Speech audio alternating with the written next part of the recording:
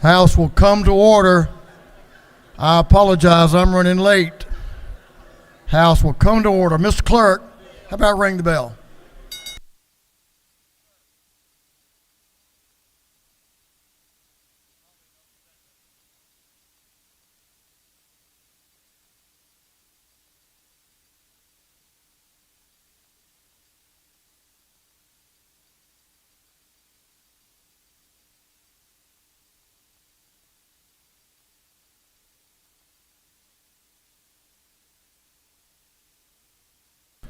House will come to order.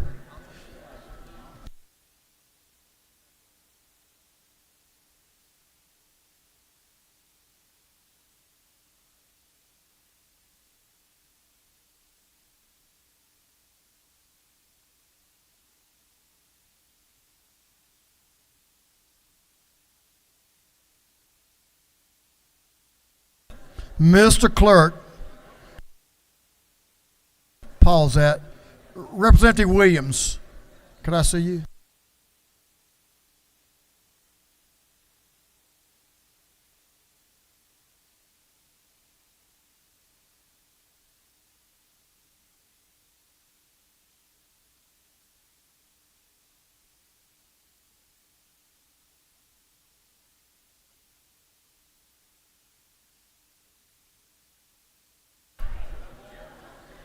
House will come to order. Mr. Clerk, will you read the caption to House Bill 1125-1125? House Bill 1125 by Representative Cooper, the 45th, and others to be entitled an act to amend Title 34 of the Official Code of Georgia annotated relating to labor and industrial relations so as to phase out the payment of sub-minimum wage to persons with disabilities.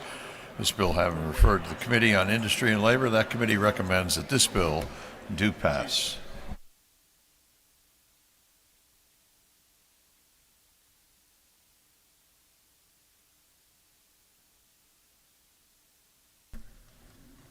Representative Sharon Cooper is recognized to present the bill. Representative.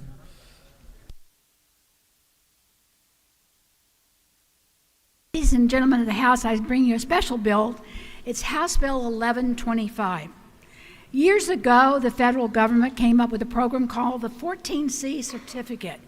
It was for the establishment across our nation of community rehabilitation programs for people with disabilities. It was a great idea, but it's one that didn't always work like it was supposed to. It was supposed to help people with disabilities learn a trade and then go out into the community. What many of them became were like sweatshops, where disabled people were kept together and they worked on a very boring type of repetitive behavior often, and even worse, they were paid a sub-minimal wage. That's what the government allowed, as little as 22 cents an hour for their work. In 2001, we were down to about 30 of these across our state. In 2015, we were down to 15. But there are 8 holdouts. In fact, as the people from this community, and there's a program to help them phase this out, their reaction has been, yeah, we know we shouldn't be doing this, but we'll just do it until somebody tells us we can't. So what we're doing with this bill is we're going to tell them that state government does not approve of these. And there's this bill allows for a phase out, and there are federal grants to help these people, these last 8 industries, to help them phase this program out so they can get money to help them. But we need, with this bill, we will be sending a message to people with disabilities across our state, is that we value them, that they have a great deal to give their communities, that they can be employed, and that they are very valuable employees. If you talk to the people like Publix and Kroger's that hire them, they will tell you that when other employees don't show up on rainy days, people with disabilities that work for them, they are there for them. And I just saw something, and it said that with people going back to work, a huge percentage of the people going back to work have been people with disabilities. I am lucky this session. My college intern, if you haven't met her, is named Leah. She's one of the best I've had. Leah's in the wheelchair. She can walk a few steps. She has one hand that she can use, and I'll tell you, she will outwork all of you. She is a great help. If you haven't met her, you may see me pushing her around to give her a break from using that one hand as she wheels herself around. She's an example. She's a senior at Georgia State. She wants to go on to law school so that she can work with her disability community. I am so honored to have her, and thank you, Mr. Speaker, for that program. So, like I say, this is phasing out the last of those 8 programs. It affects no others unless they were a 14C certificate. So it's only 8. And there is money to help these people phase out. And Mr. Speaker, if there are no questions, I will yield the well and ask for a favorable vote. The lady has a couple of questions. Okay, I'll take them. But only a couple, because I know time is short and I don't want to keep somebody else from getting their bill on the floor. I appreciate that. Let's take a couple. To your left, Chairman Parsons has a question. Thanks, Speaker. Madam Chair, I appreciate all your work on these kind of things, and I think I'm familiar with some of the places that you've talked about. But my question is, and I'll just say the direct question, why are those places exempt from the minimum wage?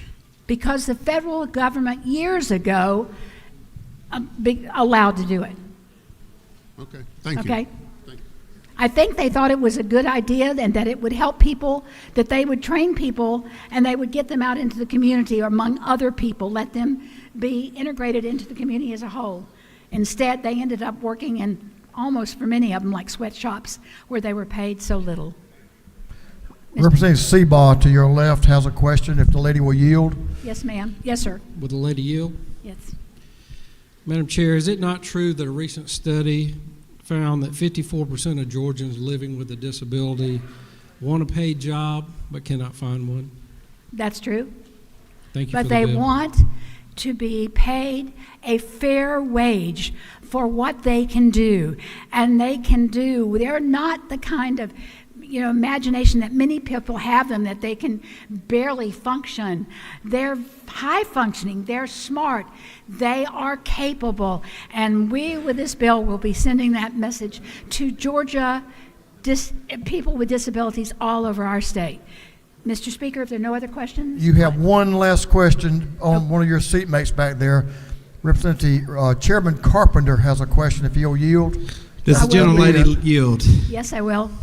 Is it not true, as an employer of 6 or 7 individuals with disabilities, that these employees add great value to your team, and the least we can do is pay a minimum wage for the job that they do and the value that they add to your team? I really think that's exactly right. I wish everybody out in the general public would do this. This bill only applies to 8 that had that special 14C exemption, but I hope that it will send a message to other employers in the general public that they deserve a fair wage, and at least the minimum wage. Thank you, Mr. Speaker. I ask for your favorable consideration, and I yield the well. The lady has yielded the well. Thank you for the presentation. Representative Holly has signed up to speak in favor of the bill. Representative Holly.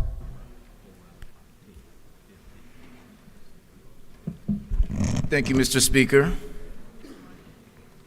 My colleagues, as we sit here late today trying to do best to pass these bills, we have watching all of us at home a very sweet individual who is located directly in Henry County. If you'll see on your screens, you'll see the lovely face of Miss Hannah Hibben. Hannah has been active at the Work for Eli program. This is a program that was put on through the Digital Technical Partners, or DTP. It's a program that was started by Jonathan Kendrick. He started because he has a son, Eli, who has Down syndrome, and needed to be able to find a positive way within which he could be able to contribute to our society. and still be able to earn a wage. Now, Hannah has worked with that organization and has actually been on the job since 2018. She's made those who graduated with her at Ola High School very proud, and is someone who has proven day in, day out that she can be trusted to do the job of breaking down the technical equipment of dental offices. But understand this, that she is just a face like so many who are working as best to try to earn the respect that we grant to all those who choose to get up every day, put their clothes on, get in their right mind, and work 8 hours straight. So we thank you thank you, Chairwoman Cooper, for being able to not only keep in mind persons like her, but thank you for taking a bill that I tried to push forward and making it even better. We appreciate those in the Biden administration for the sub-minimum wage, competitive integrated employment fund, which is otherwise known as SWITSI. So fortunately, where money may not be necessarily available through our state, fortunately Georgia was able to apply. And we're hoping that for those 8 programs that have been granted, so too may the others be able to phase out from their certification and actually go and apply for money that may be available from our federal government. What it goes to show is, in order for our state to be considered the #1 state in the country for doing business, we cannot be the #1 state for giving people the business, especially those who have developmental disabled needs. So if you can, just from your desk, just because she is watching us live from Henry County and McDonough, please just have a hand clap to this beautiful soul watching us do this good work.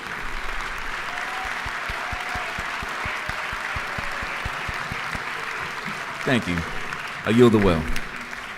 Gentlemen has yielded the well after talking about a hard-working Georgian. We appreciate that. That concludes our comments on House Bill 1125. Is there any objection to the previous question being ordered? The chair hears none. The previous question is ordered. Is there any objection to agreeing to the report of the committee, which was favorable to the passage of the bill? Chair hears none. The report of the committee is agreed to. Shall this bill now pass? All in favor of the passage of the bill will vote yes. All those opposed will vote no. And Mr. Clerk, will you unlock the machine?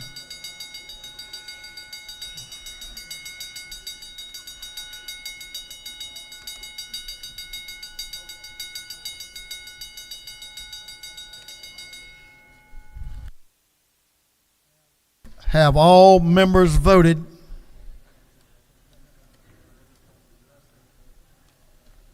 All members voted. If so, the clerk will lock the machine. On the passage of House Bill 1125, the yeas are 160, the nays are 0. The bill, having received the requisite constitutional majority, is therefore passed. Mr. Clerk, will you read the caption of House Bill 1104, 1104? House Bill 1104 by Representative Crawford of the 84th and others to be entitled an act to amend Article 6 of Chapter 2 of Title 20, the official code of Georgia annotated, the Quality Basic Education Act, so as to address mental health risks for student athletes. This bill having referred to the Committee on Education, that committee recommends that this bill do pass by committee substitute. Representative Maury Crawford is recognized to present the bill. Please give the gentleman in the well your attention. Representative Crawford. Thank you, Mr. Speaker.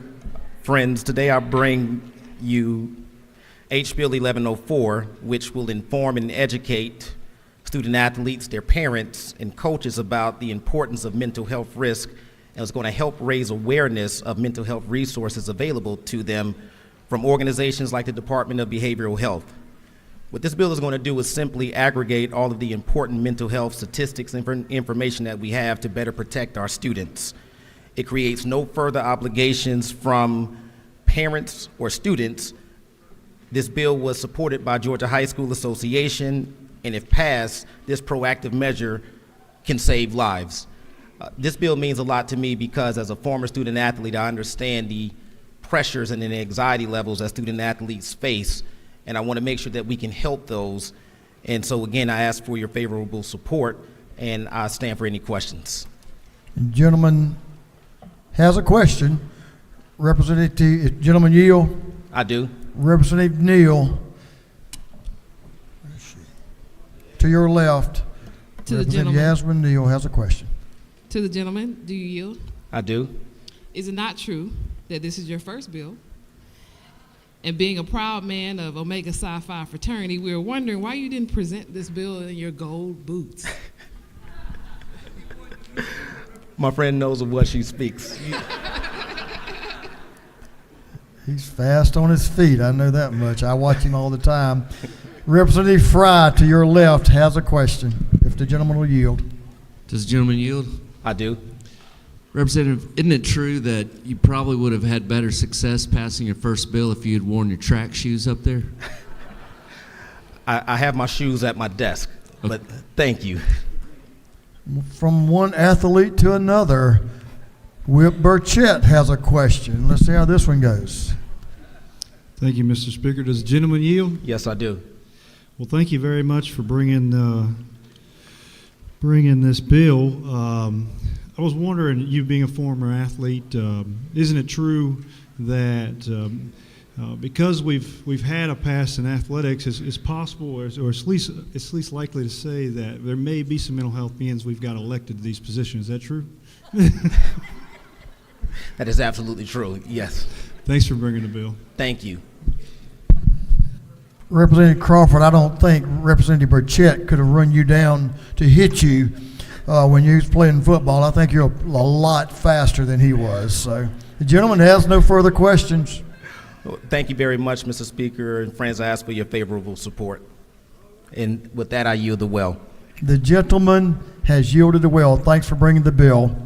Is there an objection to the previous question being ordered? The chair hears none. The previous question is ordered. Is there any objection to adopting the committee's substitute?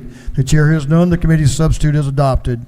Is there any objection to agreeing to the report of the committee, which was favorable to the passage of the bill? The chair hears none. The report of the committee is agreed to. Shall this bill now pass? All in favor of the passage of the bill will vote yes. All those opposed will vote no. And Mr. Clerk, will you unlock the machine?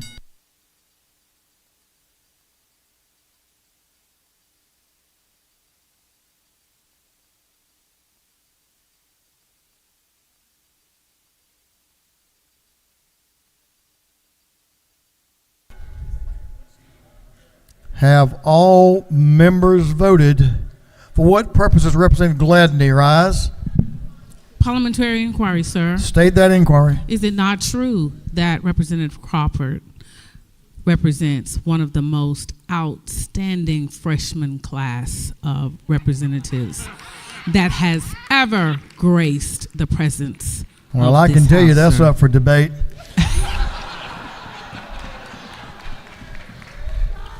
You are the Speaker of the House, sir. I'm sure the lady believes strongly in what she states. Have all members voted? Have all members voted? If so, the clerk will lock the machine on the passage of House Bill 1104. The yeas are 159, the nays 4. The bill having received the requisite constitutional majority is therefore passed.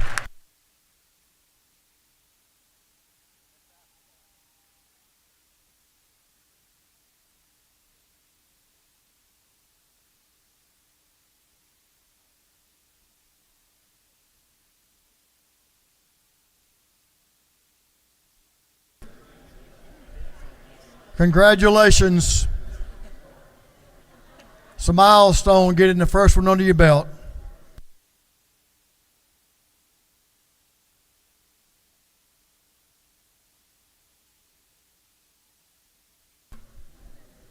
If y'all think that one was good, wait till this one comes along.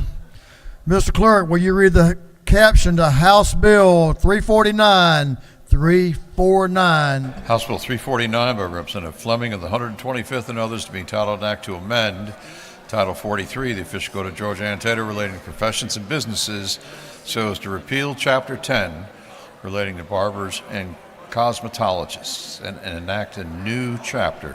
This bill has been referred to the Committee on Regulated Industries. That committee recommends that this bill do pass by committee substitute.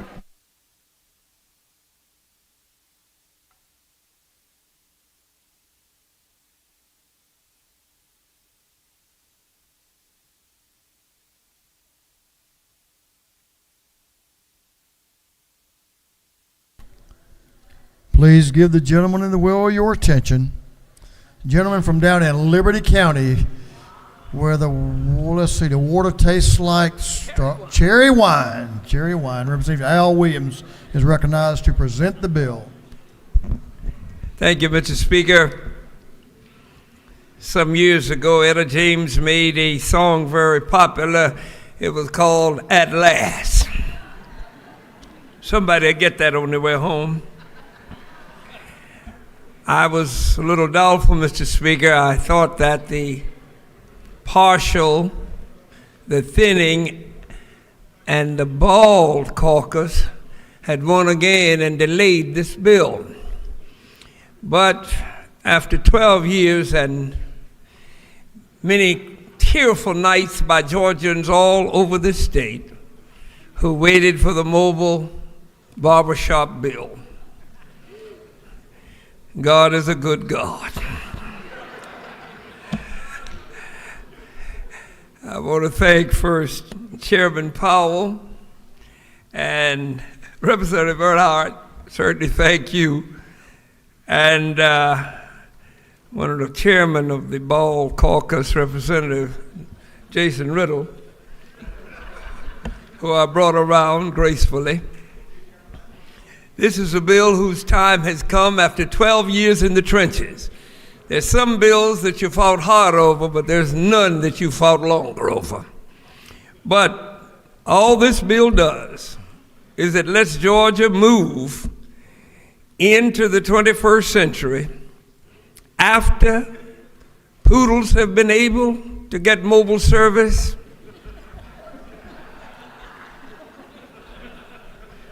I mean, just fluffed up, blow-dried everything.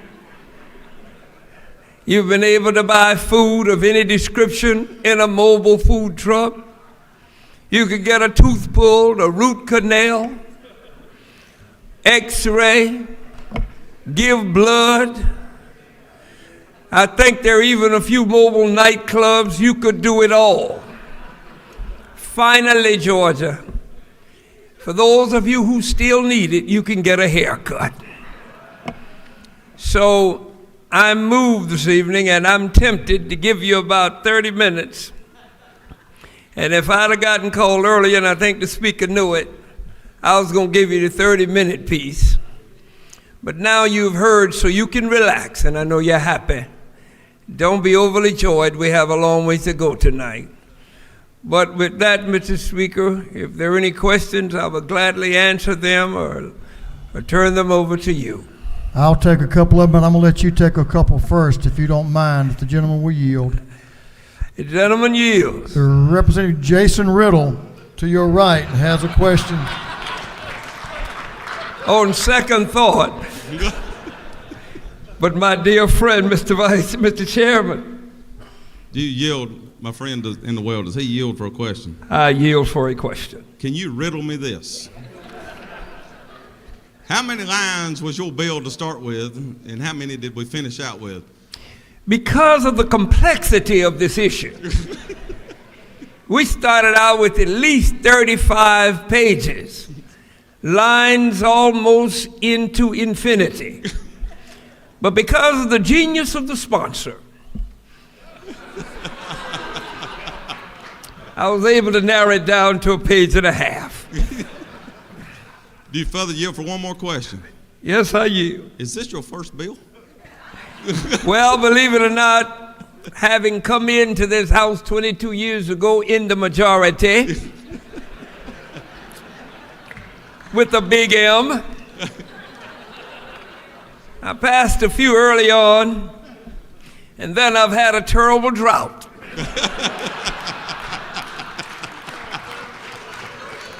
Well, But when I opened up, I told you, Etta James said, a change gonna come. well, if I can get you out of the well for too much longer, the drought may be broken. But so we're gonna wait to see how that works. Now, I think this is a member of that caucus you alluded to. Representative Okoye has a question to your left. Yeah, he's one of them officers.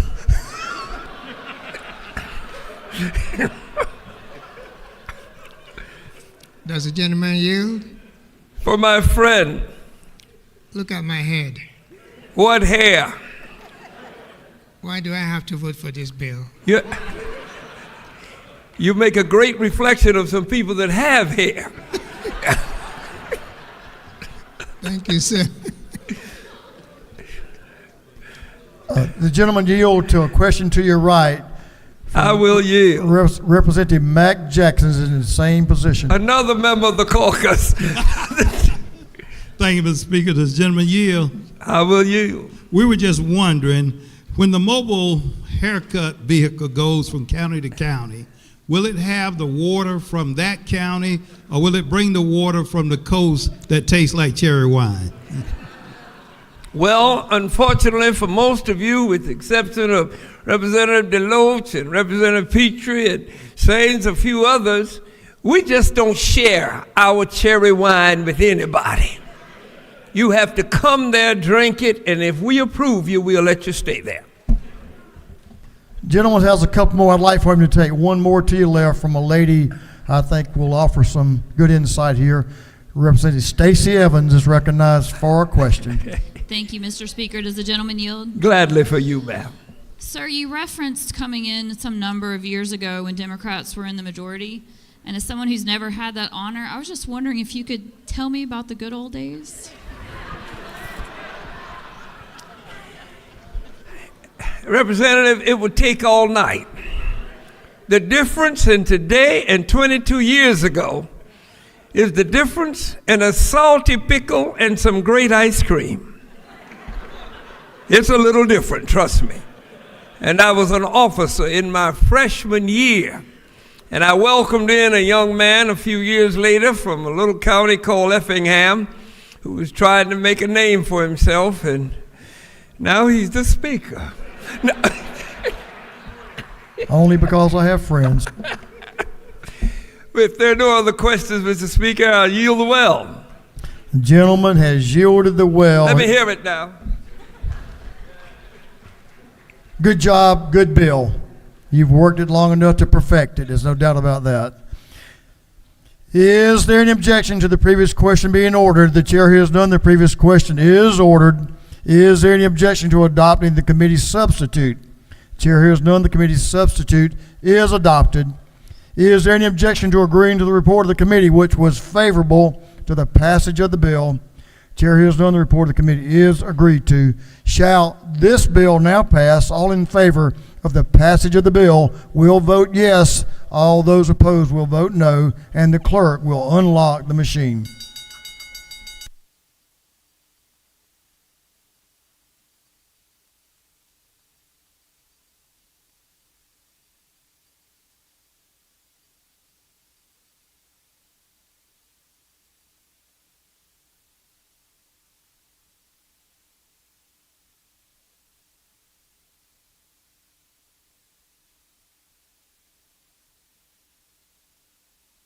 Have all members voted? For what purpose does Representative McLean rise? Thank you, Mr. Speaker. Parliamentary inquiry. State your inquiry. My inquiry is that I didn't hear anything in this bill that said anyone that had some hair got a discount. Knowing the sponsor, there's no discounts, I can assure you of that. Thank you, Mr. Speaker. Have all members voted? All members voted. If so, the clerk will lock the machine on the passage of House Bill 349. The yeas are 165, the nay is 1. The bill, having received the requisite constitutional majority, is therefore passed. passed.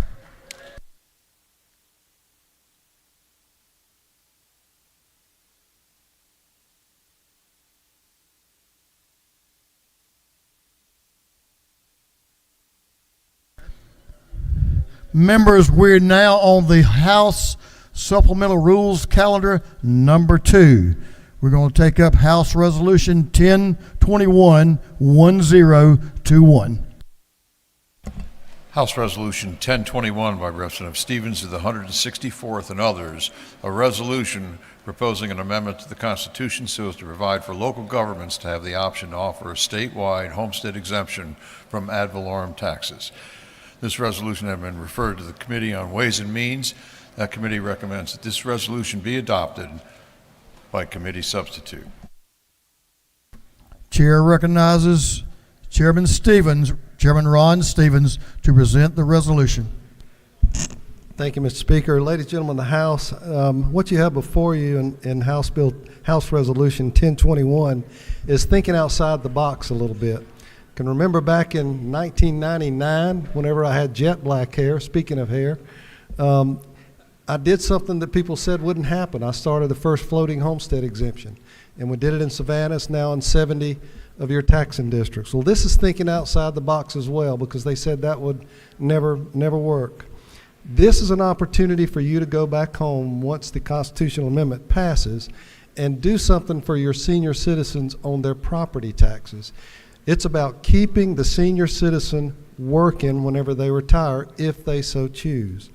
If you're 65 years or older and you decide to volunteer at your county, your city, or your school board, and I keep thinking of all these teachers that we've got a shortage of, we can allow them to go back on the next year's property taxes if you earn a credit, and you can be paid, not in cash, but through a credit of $10 per hour or minimum wage to keep these senior citizens working if they so choose. This is a phenomenal idea. I would love to take credit for it. It's not mine, but it's something that we can do for our senior citizens, keep them active, and at a time that they need it the most on their property taxes, when their income is flat, they can get credit for the hours that they work on their property taxes when they need it the most. Mr. Speaker, I'll answer any questions that there are. There's a maximum of $500 per year that they can get off of their property taxes. This is clearly thinking outside of the box, and this is something you can go home and be proud of. Gentleman has a question, if you'll yield. Yes, Chairman Martin, to your right. Chairman Stevens, there's a limit of $500. A serious question: would that apply in aggregate, or would a senior, if they chose to work, be able to get $500 off their Board of Education and $500 off their city, or is it in aggregate? It's a total of $500 on their property taxes. Against whichever one they would. Correct. The government approved it. Thank you. Yes. Mr. Speaker, I'll ask for your favorable consideration. This is one you can go back home and be proud of, and I'll yield the well. Gentleman has no further questions. He's yielded the well. Is there any objection to the previous question being ordered? The chair hears none. The previous question is ordered. Is there any objection to adopting the committee substitute? The chair hears none. The committee substitute is adopted. Is there any objection to agreeing to the report of the committee, which was favorable to the adoption of the resolution? The chair hears none. The report of the committee is agreed to. Shall this resolution now be adopted? All in favor of the adoption of the resolution will vote yes. All those opposed will vote no, and the clerk will unlock the machine.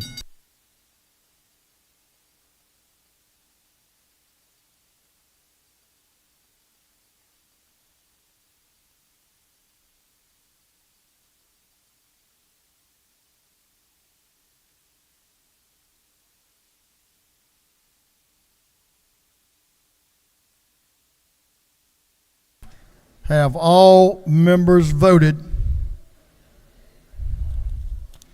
If so, the clerk will lock the machine. On the adoption of House Resolution 1021, the yeas are 167, the nays are 0. The resolution, having received the requisite constitutional majority, is therefore adopted. Mr. Clerk, will you read the caption of House Bill 1318, 1318. House Bill 1318 by Representative Holcomb in the 81st, being entitled an act to amend Title 28 of the Official Code of Georgia Annotated relating to the General Assembly so as to repeal Chapter 10 relating to the Georgia Rail Passenger Authority Overview Committee and designated as reserved. This bill having referred to the Committee on Governmental Affairs, that committee recommends that this bill do pass by committee substitute. Chair recognizes Representative Scott Holcomb to present the bill. Representative Holcomb. Thank you, Mr. Speaker. In my spare time, I read the Official Code of Georgia Annotated. If you're wondering how, if you Google OCGA, the first two hits will take you either to Fulton County or the Georgia General Assembly. You could then click on that. And this is a fun fact for cocktail parties. Our titles are organized alphabetically. And so beginning with Title I, which is General Provisions, Title II, which is Agriculture, down to Title 53, which is Wills, Trusts, etc. You can then click and check out the chapters and the sections and everything else. So this bill was derived because in reading the code, I came across this Georgia Rail Passenger Authority Overview Committee, which is on page 7, and I thought, well, we don't do that. And so I then confirmed that we don't do it. I filed a bill to repeal it, and then apparently others have the same interest of reading the code for fun, and additional areas were added. So what this bill does, to kind of sum it up, is it repeals things that we don't do, it clarifies and corrects the language for what we do, and it's effectively an updating to reflect how the state does business. So I'm happy to answer any questions if there are any. Gentleman has a couple of questions.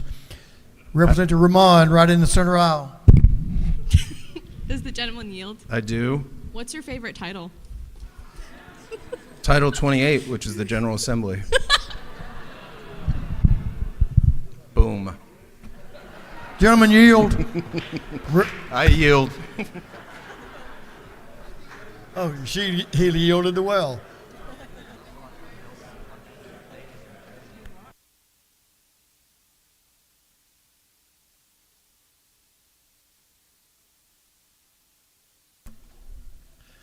Is there any objection to the previous question being ordered? Chair hears none. The previous question is ordered. Is there any objection to adopting the committee's substitute? Chair hears none. The committee's substitute is adopted. Is there an objection to agreeing to the report of the committee, which was favorable to the passage of the bill? The chair hears none. The report of the committee is agreed to. Shall this bill now pass? All in favor of the passage of the bill will vote yes. All those opposed will vote no. And Mr. Clerk, will you unlock the machine?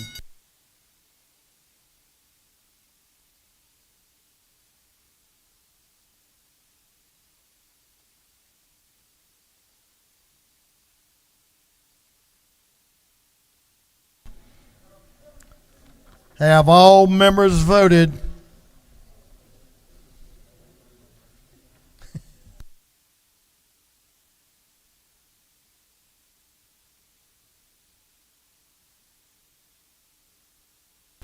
All members voted. If so, the clerk will lock the machine on the passage of House Bill 1318. The yeas are 168. The nays are 0. The bill, having received the requisite constitutional majority, is therefore passed. Mr. Clerk, will you read the caption of House Bill 1326, 1326?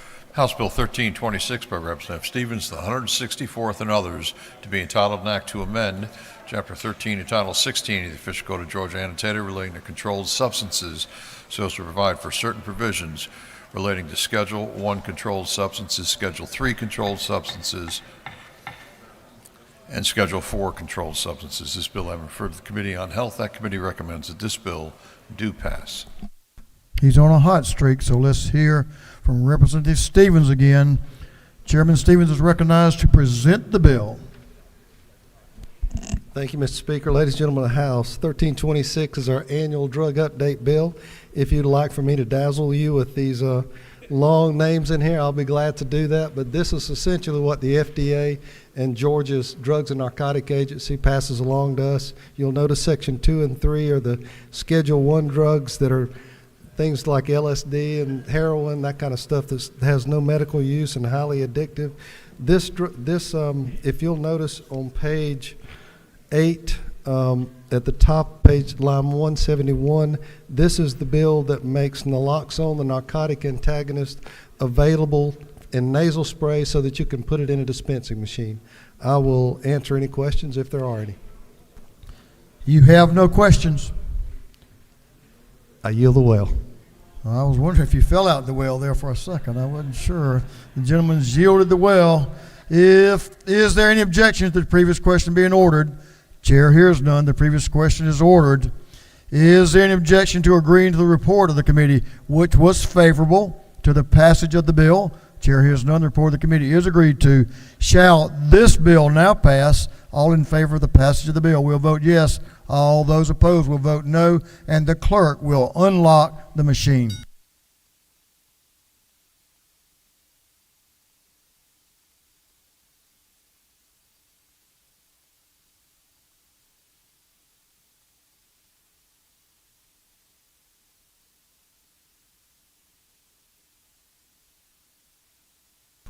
Have all members voted? All members voted. If so, the clerk will lock the machine. On the passage of House Bill 1326, the yeas are 167, the nays are 0. The bill, having received the requisite constitutional majority, is therefore passed. Mr. Clerk, will you read the caption to House Bill 1363, 1363? House Bill 1363 by Representative Mathiak, the 74th and others to be entitled an act to amend Part 1 of Article 1 of Chapter 18 to Title 45 of the Official Code of Georgia Annotated relating to state employees' health insurance plan so as to require that drugs dispensed to a covered person for self-administration under a state health plan be reimbursed using a transparent index-based plus a dispensing fee. This bill having referred to the Committee on Health, that committee recommends that this bill do pass by committee substitute.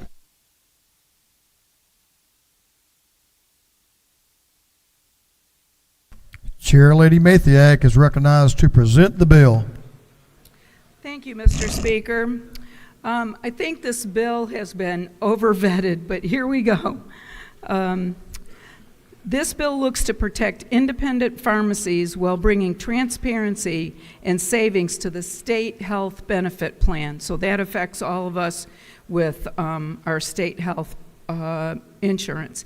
It does this by requiring an actuary study to assess potential savings by requiring SHBP to pay pharmacies using the market-based NADACT index plus fair dispensing fees.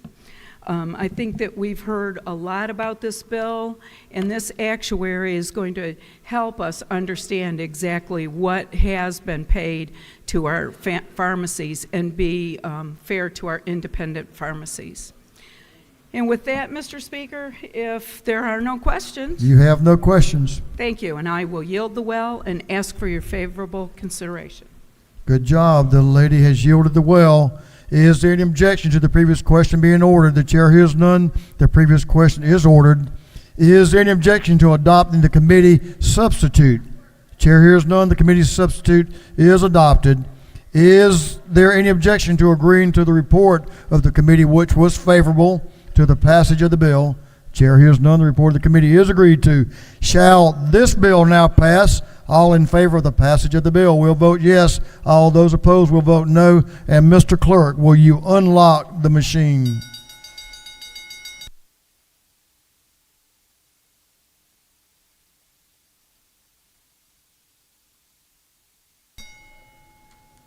Have all members voted?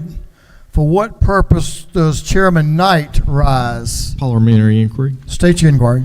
Isn't it true, Mr. Speaker, that I'm very proud of my friend and the work that she's done on this bill in regards to the latest PBM antics that are going on? I know the gentleman is a wise person when it comes to PBM's Act and drug charges, so I respect your authority. I respect your question. Thank you, Mr. Speaker, and we appreciate the support and to protect our Georgia citizens, especially our state health benefit employees. Thank you. Thank you for your work in this area, Mr. Chairman.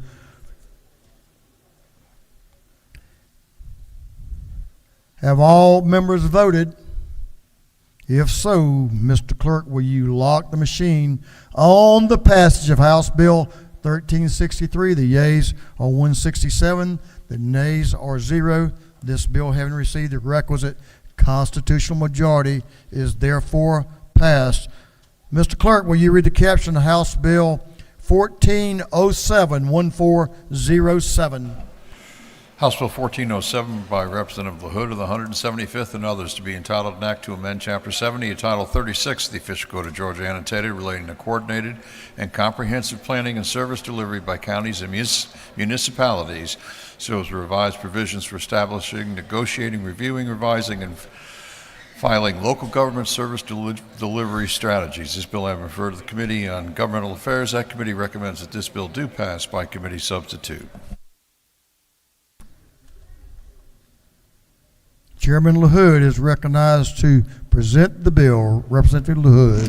Thank you, Mr. Speaker and members. House Bill 1407 is the result of a joint study committee that I co-chaired over the summer and fall to find some solutions to our service delivery strategy and dispute resolutions that our counties and the municipalities that lie within those counties go through every 10 years. And so we came up with a list of recommendations. This bill addresses most of them. GMA and ACCG were heavily involved in the bill, and they're supporting it. And so I could go in depth, but at this late hour, I'd like to just ask for your favorable consideration. You have no questions. I'll yield the well. Thank you. The gentleman has yielded the well. Is there any objection to the previous question being ordered? Chair hears none. The previous question is ordered. Is there any objection to adopting the committee's substitute? Chair hears none. The committee's substitute is adopted. Is there any objection to agreeing to the report of the committee, which was favorable to the passage of the bill? Chair hears none. The report of the committee is agreed to. Shall this bill now pass? All in favor of the passage of the bill will vote yes. All those opposed will vote no. And Mr. Clerk, will you unlock the machine?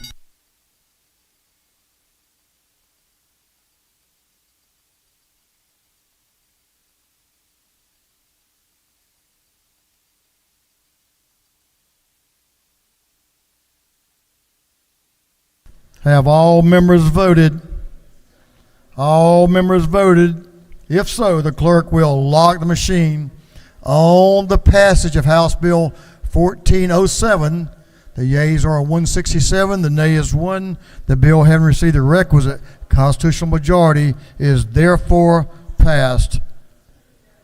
Mr. Clerk, will you read the caption to House Bill 1371, 1371? House Bill 1371 by Representative Burchett of the 176, to be entitled an act to amend Article 1 of Chapter 3, Title 51 of the Official Code of Georgia annotated, relating to general provisions regarding liability of owners and occupiers of land, so as to provide for legislative findings. This bill having referred to the Committee on Judiciary, that committee recommends that this bill do pass by Rules Committee substitute. Whip Burchett is recognized to present the bill. Representative James Burchett. Thank you, Mr. Speaker. Well, folks, House Bill 1371 is a culmination of about 4 weeks of negotiations, and as you can see, we haven't gotten very far. What this bill does do, though, it moves the ball in the direction necessary. We got businesses that are out there having issues with litigation, and everybody realizes that there is a problem. We're just trying to figure out how to fix it. Now, this bill does two very distinct things. Currently, in state law, if a criminal comes on your property to commit a felony, and if they get hurt or if they're injured, they can turn around and sue the premises owner, the landowner. Well, this bill would make that unlawful if it were to pass. If you go onto somebody's property to commit a felony and then turn around and try to sue the property owner, That just doesn't make good common sense, and this bill does away with that ability in the state of Georgia. The second event or second piece of this legislation is in lines 18 through 22, and what this portion does that when a jury is considering, a court is considering whether or not to find the property owner liable in a case where there's a third-party crime, the fact that your business is in a high crime area in and of itself doesn't give rise to a claim. So you can't just say you're in a high crime area, you had a duty, and this is your duty. You have to have more than one factor. And Mr. Speaker, the hour is late, and I'd appreciate your favorable consideration of this bill. And I'll yield for questions if there are any. Gentleman has a couple of questions. Representative Corbett, to your right in the corner, has a question. Mr. Chairman's recognized for a question. Thank you, Mr. Speaker. Does the gentleman yield? Gentleman does yield. Whip Burchett, is it not true that this bill would encourage businesses to open up shop in all corners of the state by making clear that high crime on its own does not increase business owners' liability? Yes, sir. That is a very good question. I appreciate the question. To your right in the back, Chairman Carpenter has a question. Does the gentleman yield? Gentleman yields to a friend and a business owner.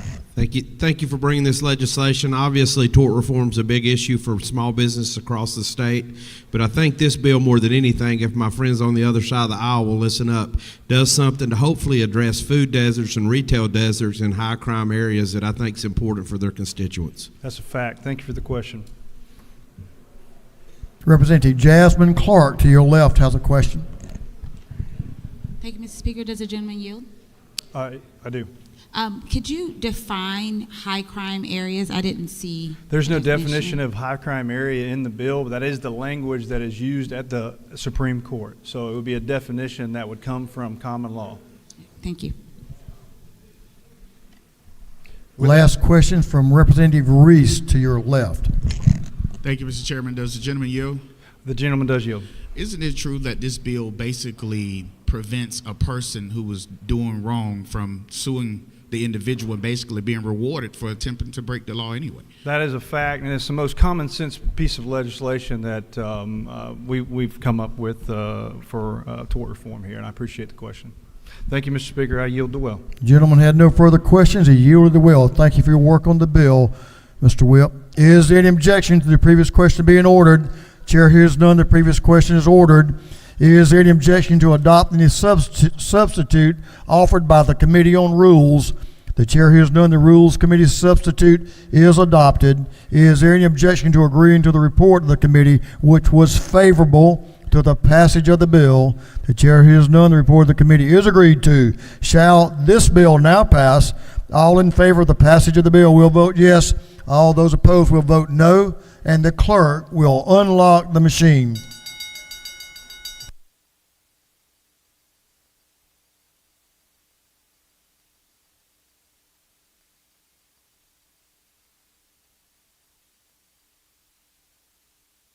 Have all members voted?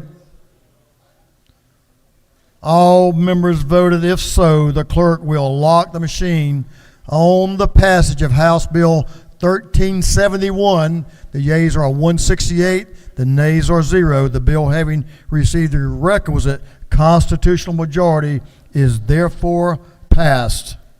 Mr. Clerk, will you read the caption to House Bill 1253, 1253? House Bill 1253 by Representative Anderson to the 10th and others to be entitled an act to amend Part 1 of Article 2 of Chapter 8 of Title 50 of the Official Code of Georgia Annotated relating to regional commissions so as to revise the composition of the governing council for the regional commissions. This bill having referred to the Committee on Governmental Affairs, that committee recommends that this bill do pass by Rules Committee substitute. Representative Victor Anderson is recognized to present the bill. Representative Anderson. Thank you, Mr. Speaker. Colleagues, I would love to tell you that this bill was my original idea because it's a good bill. This is a bill that solves a problem that has been building for a long time. But this is a bill that came out of our Rural Development Council. It's a bill that was actually presented earlier this year in our Governmental Affairs Subcommittee by Chairwoman Lynn Smith. And I'm proud today to bring it under the number and under my title here. What 1253 does, and if you look up at the map that's on the wall here, you'll see those kind of orange, pinky looking colors there. That's 37 counties where you have clusters of at least 3 counties together that are contiguous that have had decreases in population and decreases in tax revenues for 3 years in a row. These are small, populous counties, but large areas. They have trouble providing the services that we as a state require them to provide to the citizens without having to continually go up on their taxes. What House Bill 1253 does is it creates a special rural district which would allow those counties through agreement to band together and look at providing services jointly to meet the requirements and the needs of their citizens without having to continually increase taxes and to get some economy of scale. That's the bill in a nutshell. I know that Chair Lady Smith is going to be speaking to the bill also. Mr. Speaker, I'll yield for any questions or... Gentleman has no questions. Okay. In that case, I would ask for your favorable consideration, and we'll step off the podium to allow the next speaker. Good job. We do have a speaker in favor of the bill. Chair Lady Lynn Smith is recognized to speak to the bill. Thank you, Mr. Speaker and members of the House. This is what you call a relay or team play. I could not have done this. The bill, when I first presented the concept, was a concept, but the problem was obvious and very strong before the Rural Council that was created early on by David Ralston. This problem is increasing. So this is just the first hit at this, or the first part of the relay.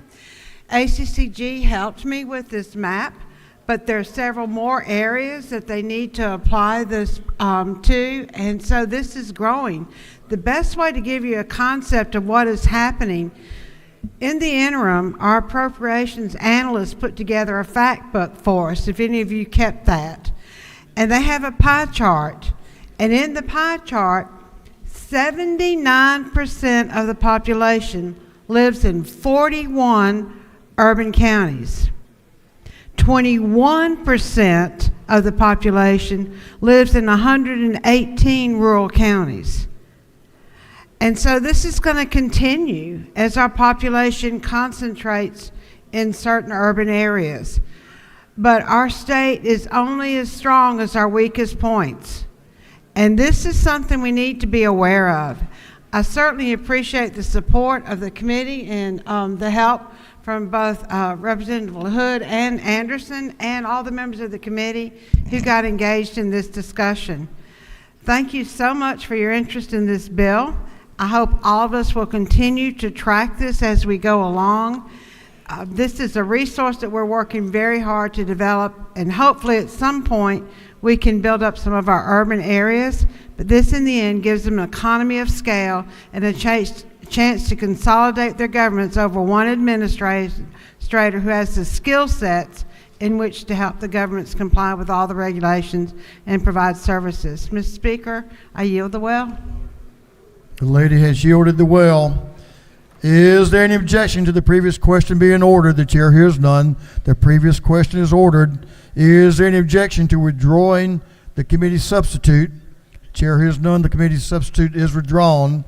Is there any objection to adopting the substitute offered by the Committee on Rules?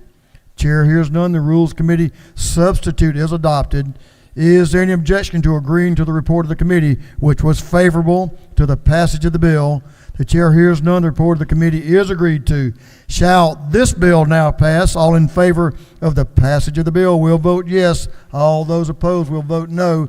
And Mr. Clerk, will you unlock the machine?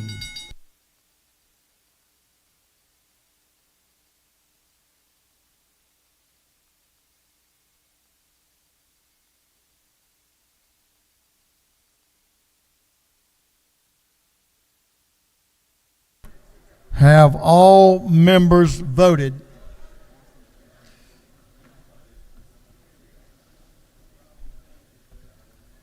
Have all members voted? If so, the clerk will lock the machine on the passage of House Bill 1253. 53, the yeas are 168, the nay is 1. The bill, having received the requisite constitutional majority, is therefore passed.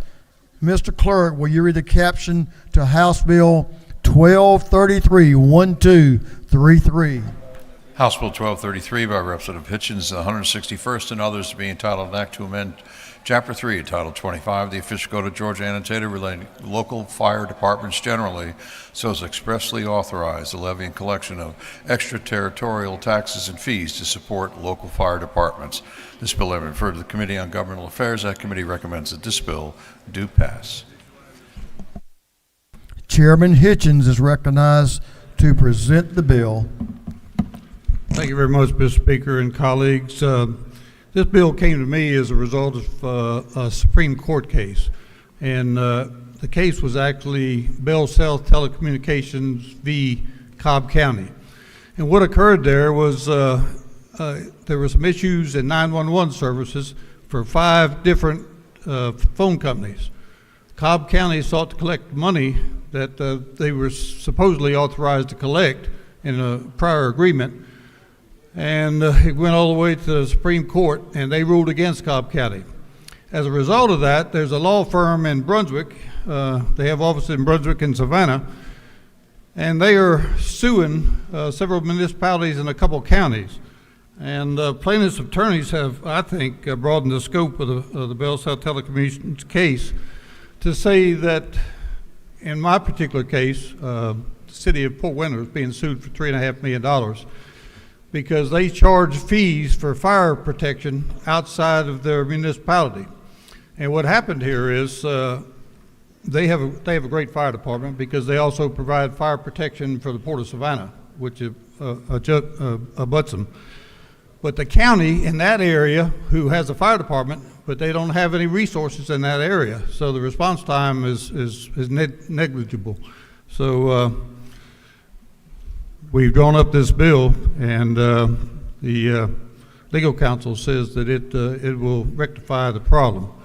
There have already been a couple questions asked to me, and we've contacted after hours tonight the legal advisor, and I think I'm going to get a question or two, so I'll just reserve that till I get questioned about it. But and that's the bill, Mr. Speaker. You don't have any questions. You did a good job. Well, thank you. I yield the will. For a change. Oh, excuse me.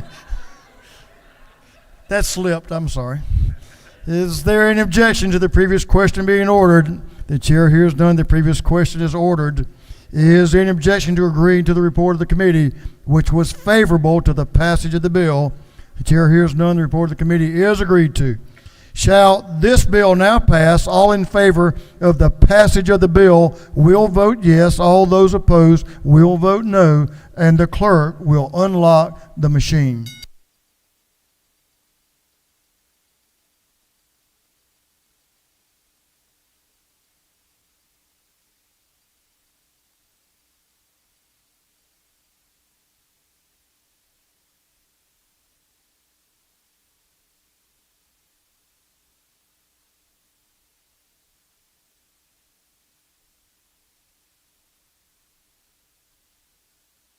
Have all members voted? All members voted. If so, the clerk will lock the machine. On the passage of House Bill 1233, the yeas are 167, the nays is 1. This bill, having received the requisite constitutional majority, is therefore adopted. Mr. Clerk, will you read the caption to House Bill 1031, 1031? House Bill 1031 by Representative Blackman of the 146th and others to be entitled an act to amend Chapter 5 of Title 4080 of the Official Code of Georgia annotated relating to ad valorem taxation of property so as to provide for mandatory reappraisal of parcels. This bill having referred to the Committee on Ways and Means, that committee recommends that this bill do pass by committee substitute. Representative Washburn is recognized to present the bill. Thank you, Mr. Speaker, ladies and gentlemen of the House. I present House Bill 1031. I was privileged to chair a study committee on ad valorem taxation for Chairman Blackman last summer, and we met for 2 days, and these are some of the things that came out of that study committee. The first thing the bill does is to require that an estimated rollback be published when there is a reassessment to match up with the increased revenue that comes from the reassessment. So that is required. There's also a statement that was put in that I think is very worthwhile for you and for the taxpayers you represent. In the bill, it is stated that the tax assessor's notice has to read as follows: the adopted millage rate exceeds the estimated rollback rate as stated in the annual notice of assessments that you previously received for this taxable year, which will result in an increase in the amount of property tax that you will owe. So that's a very plain statement that I think is appropriate for the taxpayers to see. One other aspect of the bill is the chief appraiser in every county is required to reassess reappraise properties at least every 3 years. There's some improvement to the sales ratio study language. And lastly, there is an opportunity to appeal the digest to the Superior Court if the folks that are appealing don't like what the Board of Arbitrators has ruled. The last thing, it removes the dollar amount of the property taxes from the assessment. Previously, that was there based on the previous year's millage rate. It causes a lot of confusion with people. They would come and try to appeal, thinking they could appeal their taxes. So that is a summary of the bill. Mr. Speaker, I'll be glad to entertain any questions. You have several questions. Representative Camp to your left has a question. Representative Beth Camp. Does the gentleman yield? I will yield for the chair lady. Thank you so much. Thank you for bringing this bill. Isn't it true that this whole package of HB 1031 is really an opportunity for the taxpayers to have more transparency and more understanding of their tax bill? So hopefully there will be an easier transition with millage rates and assessments change, and also for our tax commissioners who have been struggling with sales ratio studies, especially in smaller counties. That is true. Thank you. Gentleman, yield for another question. Representative Kelly to your left again has a question. Representative Kelly. Thank you, Mr. Speaker. Will the gentleman yield? I will yield to my friend. Thank you, Representative Washburn. During our committee, we had a lot of conversation about transparency and clarity for the taxpayer, but isn't also one of the big goals here is also accountability for the local governments, that if they don't honor the estimated rollback, that they have to put that very clear and concise statement advising the taxpayer that they will now receive a tax increase. That is true. Thank you for the bill. Thank you. Gentleman, yield for another question from Representative Wilkerson to your left in the back. I will yield for one more. Thank you, Mr. Speaker. Does the gentleman yield? I do. As far as the taxpayers, I guess there's different parts of the bill. The transparency piece, correct? That will let the taxpayers know. Is it not true that, I guess my one concern is that rollback provision, that you only get the 3-year lock, you only get the 3-year lock if you are successful. Corporations tend to be more successful in those appeals, so they're going to get that 3-year lock, whereas the regular homeowner who appeals may not win their appeal, may not get a reduction, but they will now lose that 3-year lock they get on their property taxes. Is that true?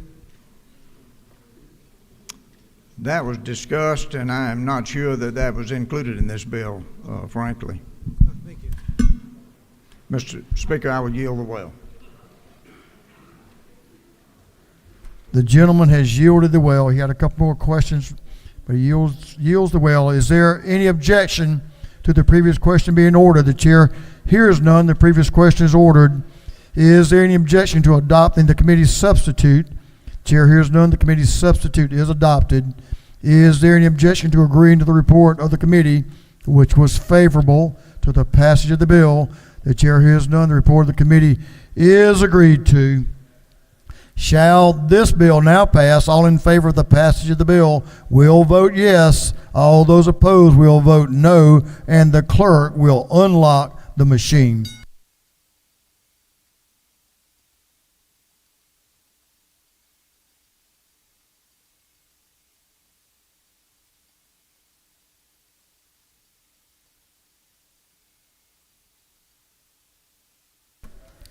Have all members voted? For what purpose is Representative Parrish rise? Parliamentary inquiry. State your inquiry. Sir, Mr. Speaker, is it true that ACCG has a problem with this bill? I don't know how many problems ACCG has. There are probably multiple, but I'm not sure about this one. I'm not giving you a short answer. That wasn't the question, but thank you, sir. For what purpose does Chair Lady Houston rise? She waves. For what purpose does Representative Kelly rise? Parliamentary inquiry, Mr. Speaker. State your inquiry. Isn't it true that earlier this afternoon I met with the chairman of the Paulding County Commission, and he was very much in favor of this legislation? I'm sure the gentleman knows of what he speaks.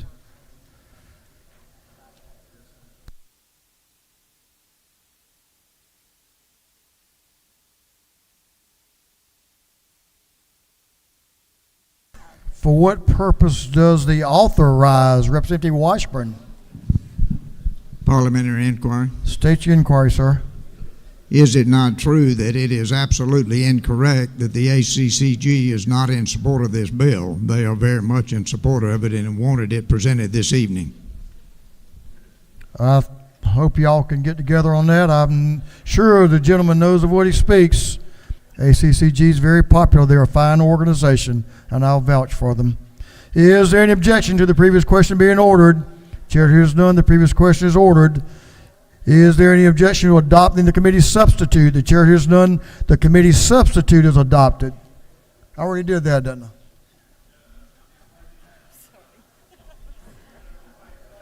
Oh boy, I was in a hurry there. I think y'all all have voted. Have all the members voted? If so, the clerk will lock the machine. On the passage of the bill, the yeas were on House Bill 1031, yeas 146 and nays 24. The bill, having received the requisite constitutional majority, is therefore passed. Mr. Clerk, will you read the caption of House Bill 441? House Bill 441 by Representative Dempsey, the 13th, and others, to be entitled an act to amend Chapter 11 of Title 43, the official code of Georgia annotated, relating to dentists, dental hygienists, and the dental assistants, so as to authorize and regulate teledentistry in the state by licensed dentists. This bill having referred to the Committee on Health, that committee recommends that this bill do pass by Rules Committee substitute. Representative Katie Dempsey is recognized to present the bill, the lady from Rome. Thank you, Mr. Speaker. I know we've had a lot of paper on our desks today, but early this morning you received an important one that I want to remind you about. Many of you may have gotten text messages and emails and calls from dental hygienists who were not so sure about this bill. Well, it's pretty historic that you found somewhere in all that paper a letter from the Georgia Dental Association and the Georgia Dental Hygienists Association supporting this measure. So if that is in your mind right now, that the hygienists are not in favor of this, you can hit the erase button, because they are, and that is because of much work that took place on HB 441. This is simply a measure that authorizes and regulates the practice of teledentistry in Georgia by Georgia licensed oral health care team members, particularly in our rural and underserved areas of this state. And our Title I schools, assisted living facilities will benefit gratefully from this. It codifies teledentistry into Georgia law as it was first practiced under executive order during the COVID pandemic. It is a good measure, It will help people who need services and are not getting them right now. Mr. Speaker, if there are any questions, I will be glad to take them. If not, I will yield the well. The lady has a question from one of the learned practitioners of dentistry in our state, Chairman Hawkins. Does the chair lady yield? I certainly do. This is a very good bill, and won't this bill increase the access to health care throughout Georgia? It absolutely will, and thank you for your hard work on this measure. Thank you. Lady has no further questions. Thank you, Wait, Mr. hold it. She'll hold it just for a moment. I had a good question. The lady's also knowledgeable about oral health. Chair Lady Houston. Is it not true that this is going to be it could be a lifesaver to a lot of people in rural Georgia who have no dental care? And I appreciate you bringing this. Dental care is a passion of mine for people in rural Georgia, and I do appreciate it. It absolutely will, Chairman Houston, and I know you have told us all that you're committed to continuing that work when you step away from here. So thank you for that good question. If there are no further questions, Mr. Speaker, I will yield the well and ask for everyone's favorable support. The lady has yielded the well. Is there any objection to the previous question being ordered? The chair hears none. The previous question is ordered. Is there any objection to withdrawing the committee's substitute? Chair hears none. The committee's substitute is withdrawn. Is there any objection to adopting the substitute offered by the committee on rules? Chair hears none. The rules committee's substitute is adopted. Is there any objection to agreeing to the report of the committee, which was favorable to the passage of the bill? The chair hears none. The report of the committee is agreed to. Shall this bill now pass? All in favor of the passage of the bill will vote yes. All those opposed will vote no, and the clerk will unlock the machine.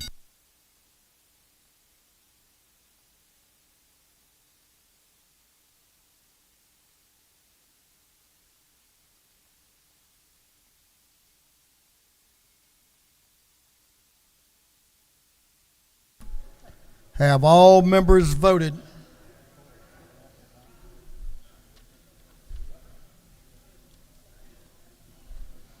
Have all members voted? If so,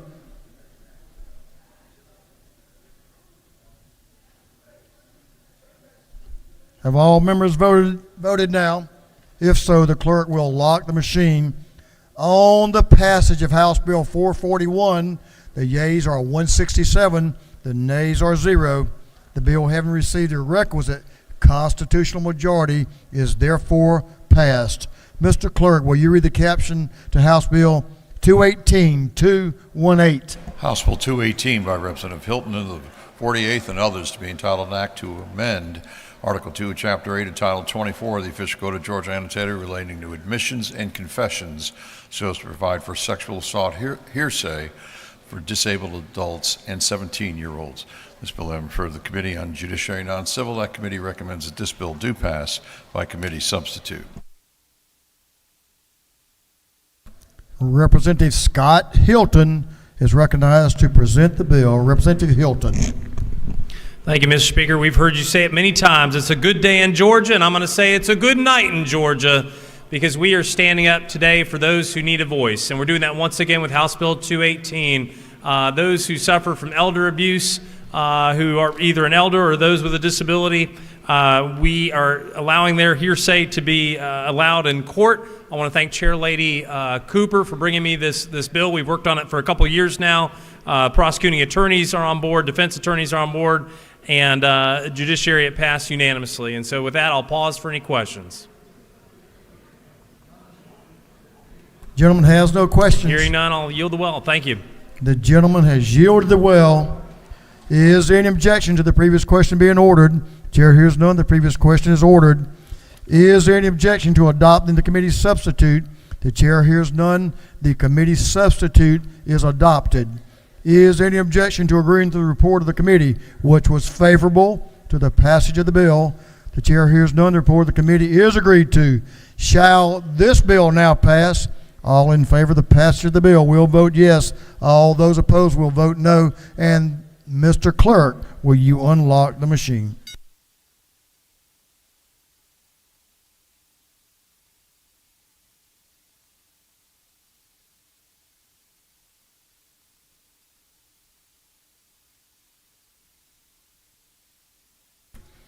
Have all members voted?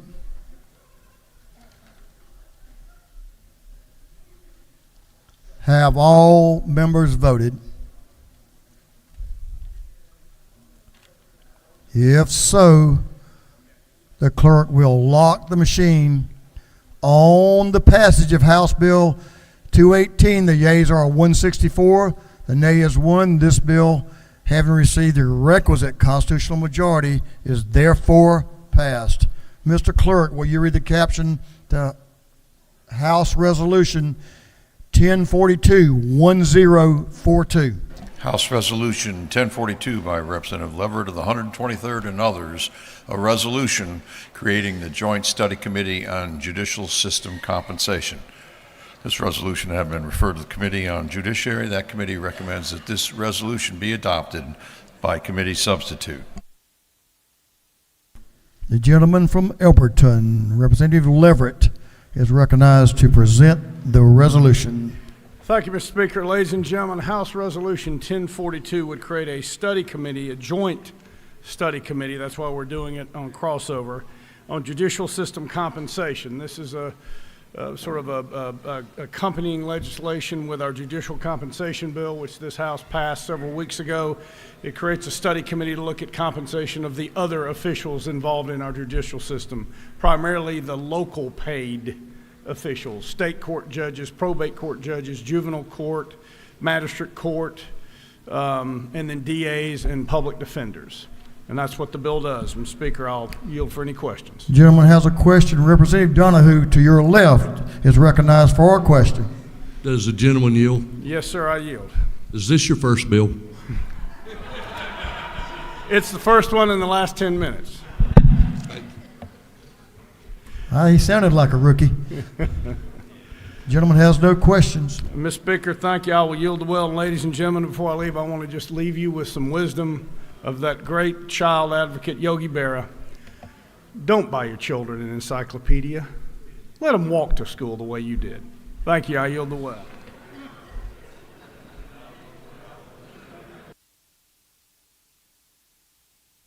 Okay.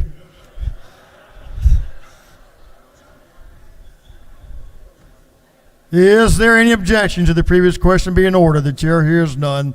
The previous question is ordered. Is there any objection to agreeing to the report of the committee, which was favorable to the adoption of the resolution?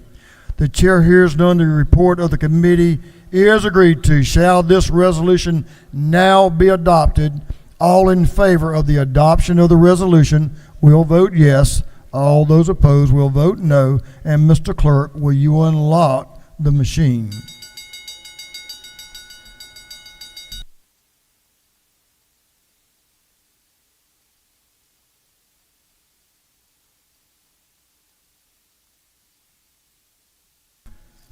Have all members voted? All members voted? If so, the clerk will lock the machine on the adoption of House Resolution 1042. The yeas are 164, the nays are 0. The resolution, having received the requisite constitutional majority, is therefore adopted. Mr. Clerk, will you read the caption to House Bill 910-910? House Bill 910 by Representative Jaspers of the 11th and others, to be entitled an act to amend Title 39 of the Official Code of Georgia annotated relating to minors so as to create a civil remedy for damages against commercial entities that distribute material harmful to minors without performing age verification. This bill has been referred to the Committee on Judiciary. That committee recommends that this bill do pass by committee substitute. Chair recognizes Representative Jasper to present the bill.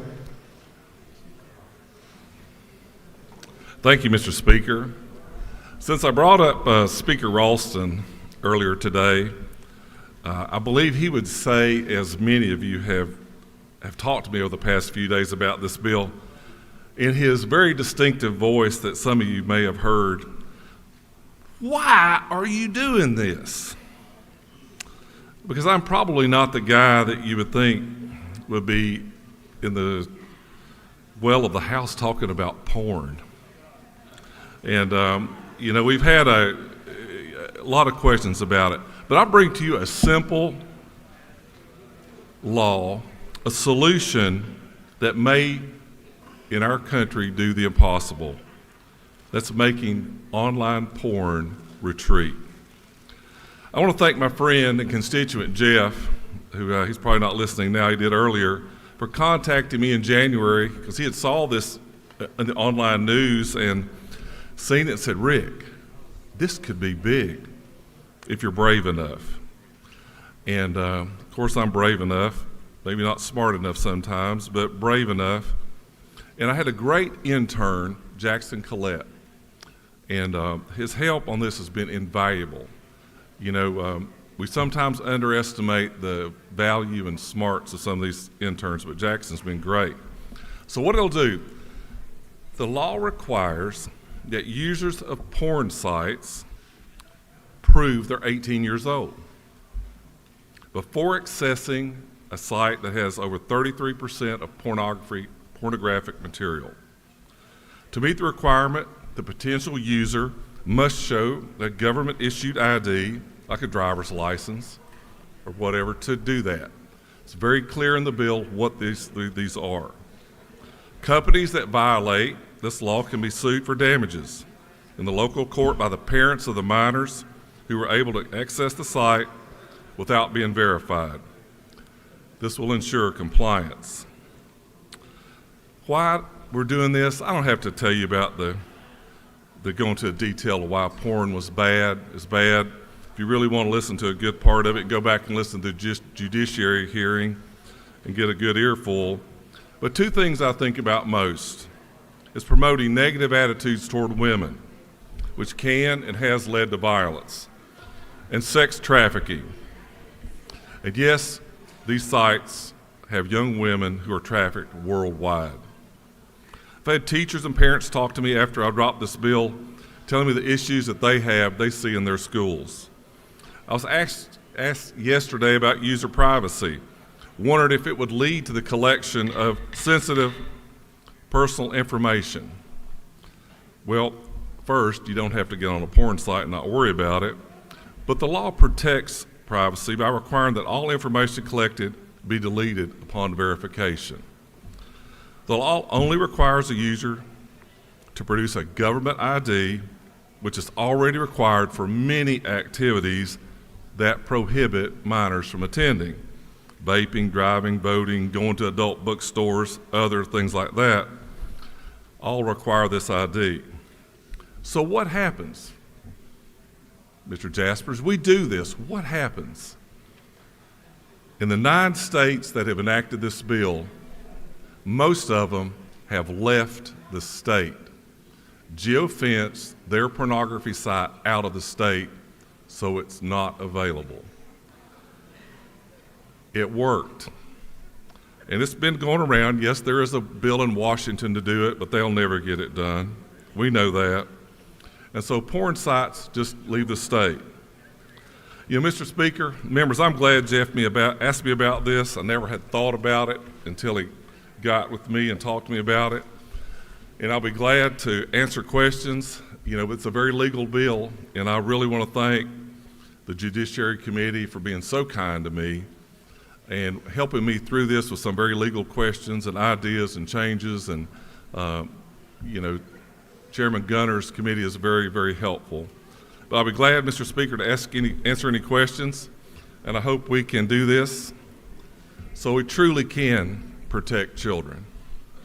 Thank you, Mr. Speaker. You have a couple of questions. Representative Jasmine Clark to your left has a question, if the gentleman will yield. Yes, sir, I'd be glad to. Thank you, Mr. Speaker. The gentleman yield. Yes, ma'am. So how does this work for sites that are, how do I put this?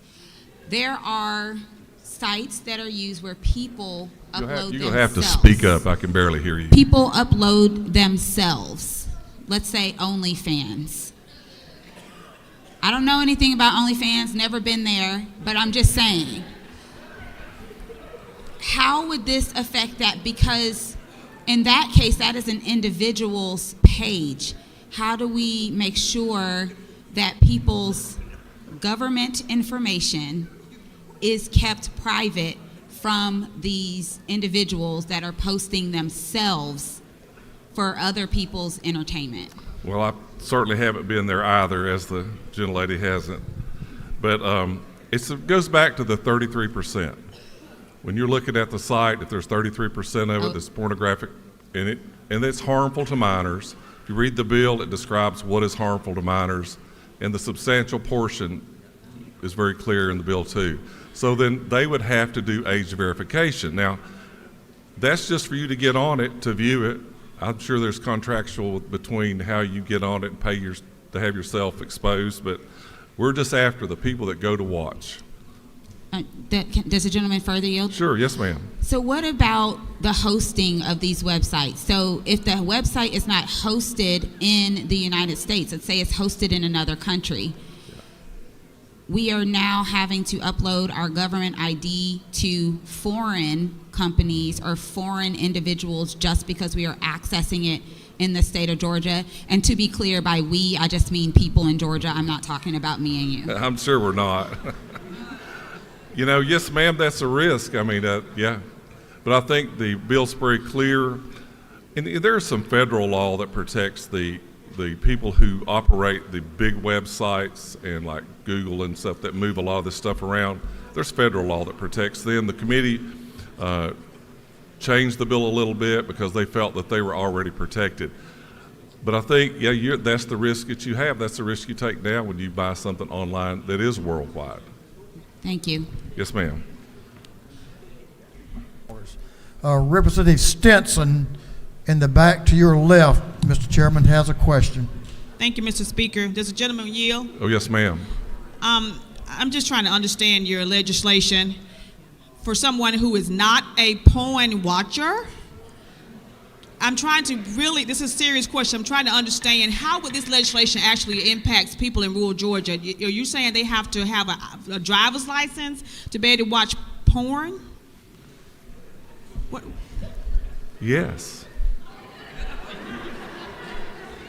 Now, you know, but I'm sure that there's other alternatives, but, you know, if you're on a site that has more than 33% of pornographic material on it, you would have to verify that you were over 18, just as like if you were to verify if you went into an adult bookstore, you bought alcohol or anything like that. You bought alcohol online, you're going to do the same thing. I live in rural Georgia, and I don't think this has anything to do with rural Georgia. Well, I know in rural Georgia we don't have a lot, in my district we don't have any movie theaters. I'm just wondering what people actually watch. Thank you, Mr. Chairman, for your work on this legislation. Thank you. Thank you, ma'am. You're still rolling there, Mr. Chairman. Well, I know. Representative Gunther has a question. I'm certainly going to take the chairman's question. Thank you. I'm probably need help. Does the gentleman yield? Yes, sir. All right. Is it not true that a recent study found that 51% of 11 to 13-year-olds have been exposed to porn, and that this bill would reduce that exposure? Yes, sir, it will. And it's a tragic of what happens in our world today. And I hope we can vote to do this, to move it along, to see if we can protect our children. Thank you for your help in committee. Mr. Speaker, I know it's getting late and there's a lot of people behind me, and I appreciate everyone's comments, and I appreciate your green vote. Thank you. You had a whole slew of questions, but the gentleman has yielded the well. He said he'd be right over here if you want to quiz him any further on the bill. Is there any objection to the previous question being ordered? Chair hears none. The previous question is ordered. Is there any objection to adopting the committee's substitute? The chair hears none. The committee's substitute is adopted. Is there any objection to agreeing to the report of the committee, which was favorable to the passage of the bill? The chair hears none. The report of the committee is agreed to. Shall this bill now pass? All in favor of the passage of the bill will vote yes. All those opposed will vote no. And the clerk will unlock the machine.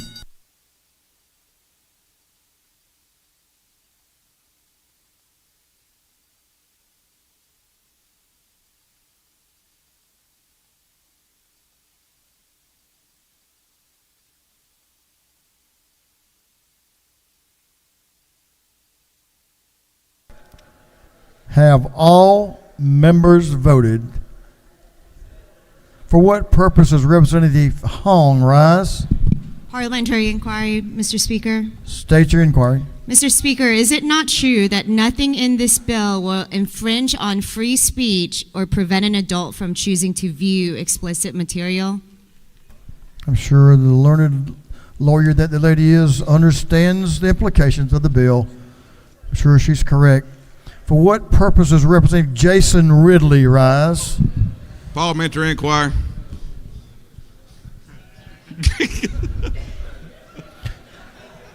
State your inquiry. Mr. Speaker, is it not true that I'm really worried about my OnlyFans side? I mean, I don't have any subscribers yet, but you ain't even give me a chance. You'll get there, I'm sure.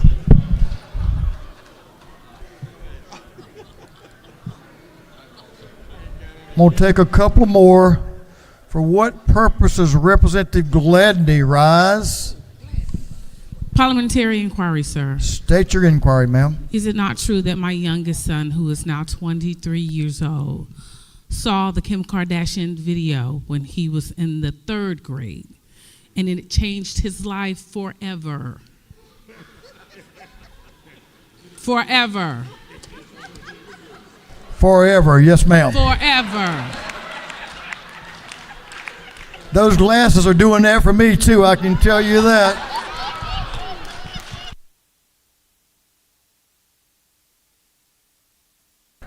For what purpose does Representative Wade rise?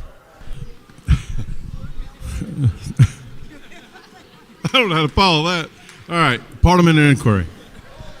State your inquiry. Is it not true that this House has a record of bipartisan support for the protection of children, their innocence, and their safety all across every corner of this state? And I commend the carrier of this legislation for his effort. I know that to be true. Thank you for your inquiry. We'll take one more. Representative Amati Barnes is recognized for a parliamentary inquiry. Thank you, Mr. Speaker. Is it not true that 13-year-olds have access to all different kind of apps that can get away around this anyway? I'm just not sure, so I'll trust the lady's opinion. Have all members now voted? If so, the clerk will lock the machine on the passage of House Bill 910. The yeas are 165. The nay is 1. The bill, having received the requisite constitutional majority, is therefore passed. Mr. Clerk, will you read the caption to House Bill 1149, 1149?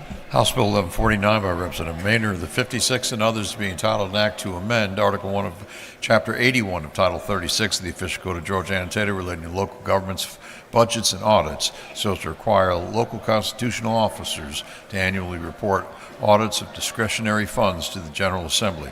This bill has been referred to the Committee on Governmental Affairs. That committee recommends that this bill do pass by Rules Committee substitute.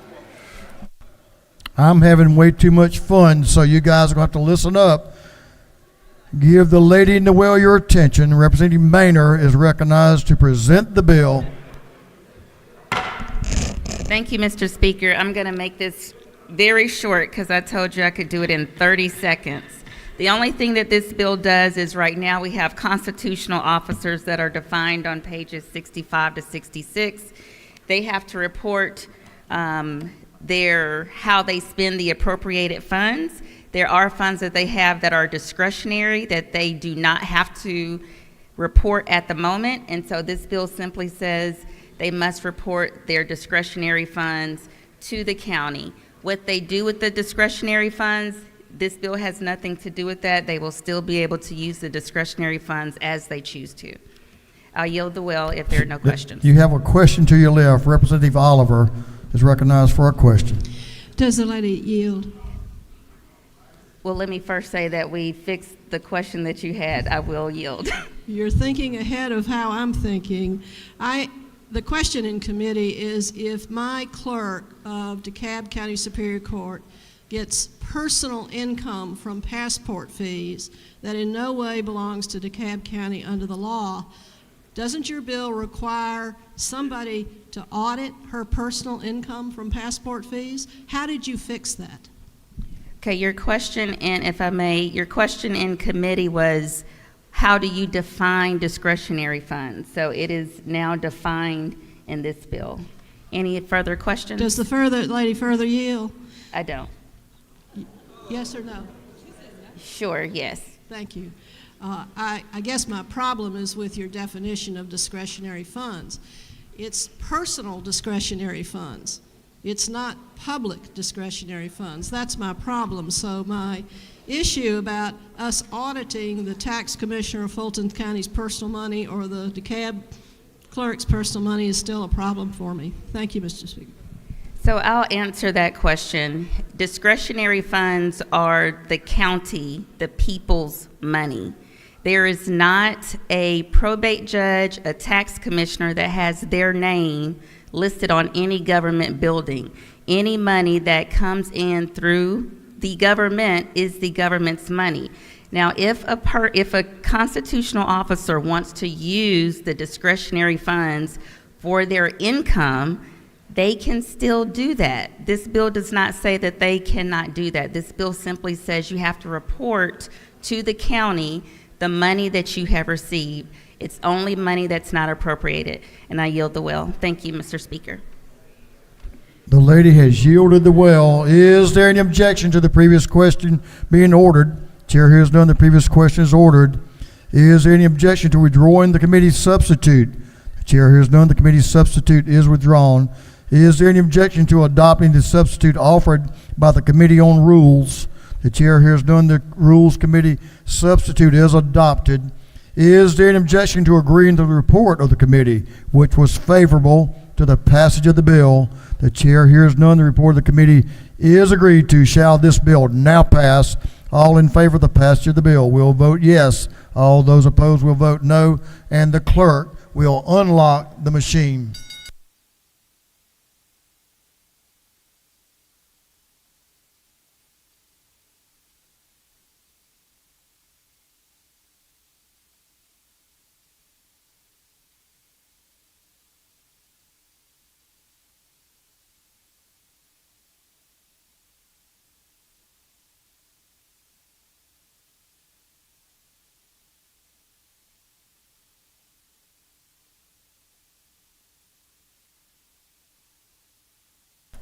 Have all members voted?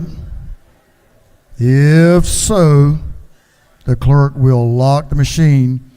On the passage of House Bill 1149, the yeas are 100, the nays are 62.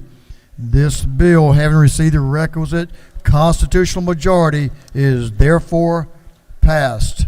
Mr. Clerk, will you read the caption to House Bill 1255, 1255? House Bill 1255 by Representative Jones, the 60th to be entitled an act to amend Code Section 5642 of the Official Code of Georgia Annotated relating to procedure for preparing and filing of transcript of evidence and proceedings where the appellate designates matters to be omitted from the record on appeal and extensions of time for the completion of the transcript. This bill having referred to the Committee on Judiciary, that committee recommends that this bill do pass.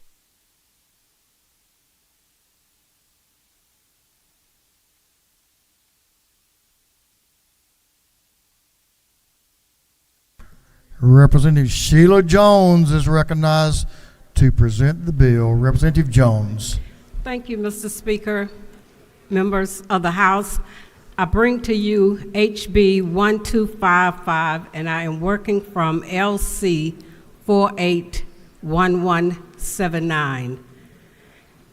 HB 1255, in the current statute, it does not make it clear who makes the request for the transcripts.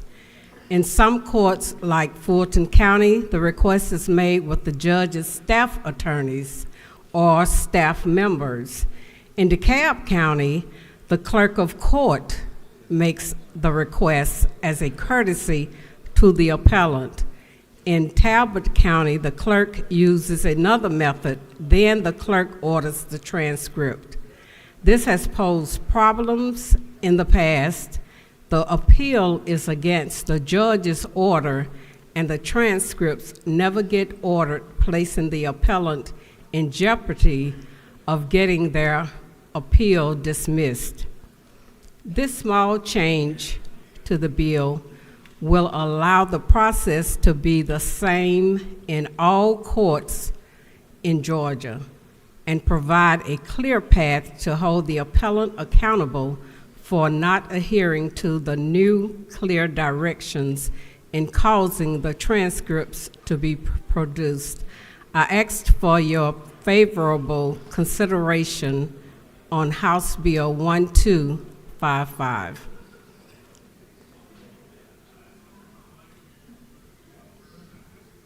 You have no questions. Thank you, Mr. Speaker. Good job. Is there any objection to the previous question being ordered? The chair hears none. The previous question is ordered. Is there any objection to agreeing to the report of the committee, which was favorable to the passage of the bill? The chair hears none. The report of the committee is agreed to. Shall this bill now pass? All in favor of the passage of the bill will vote yes. All those opposed will vote no, and the clerk will unlock the machine.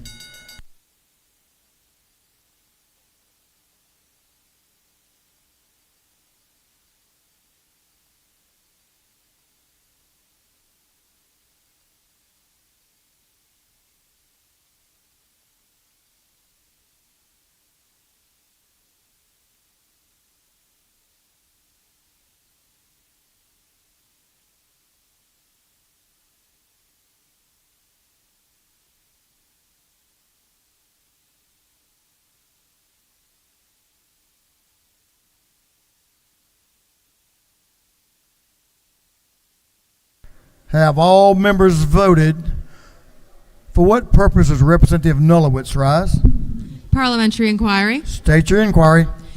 Is it not true that this House has a legacy of excellent Terrys who have been in service to the state of Georgia, and that in supporting the Terry Act, we will continue to cement the legacy of Terrys in Georgia?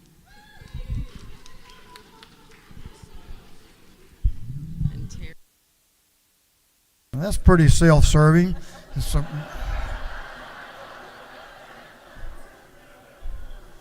Never ceases to amaze me around here.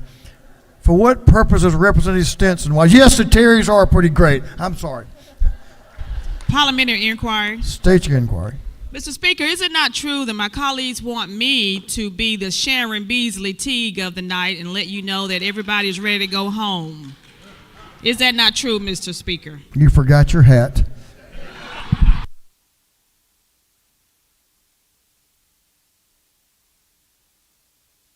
For what purpose does Representative Brad Thomas rise? Parliamentary inquiry, Mr. Speaker. State your inquiry. Is it not true that I also like Terry's, and I'd really appreciate if Terry England, he would be my most favorite Terry if he'd put my bill on the floor? That won't work. Have all members voted? Almost did it again. If so, the clerk will lock the machine. On the passage of House Bill 1255, the yeas are 167, the nay is 1. This bill, having received the requisite constitutional majority, is therefore passed.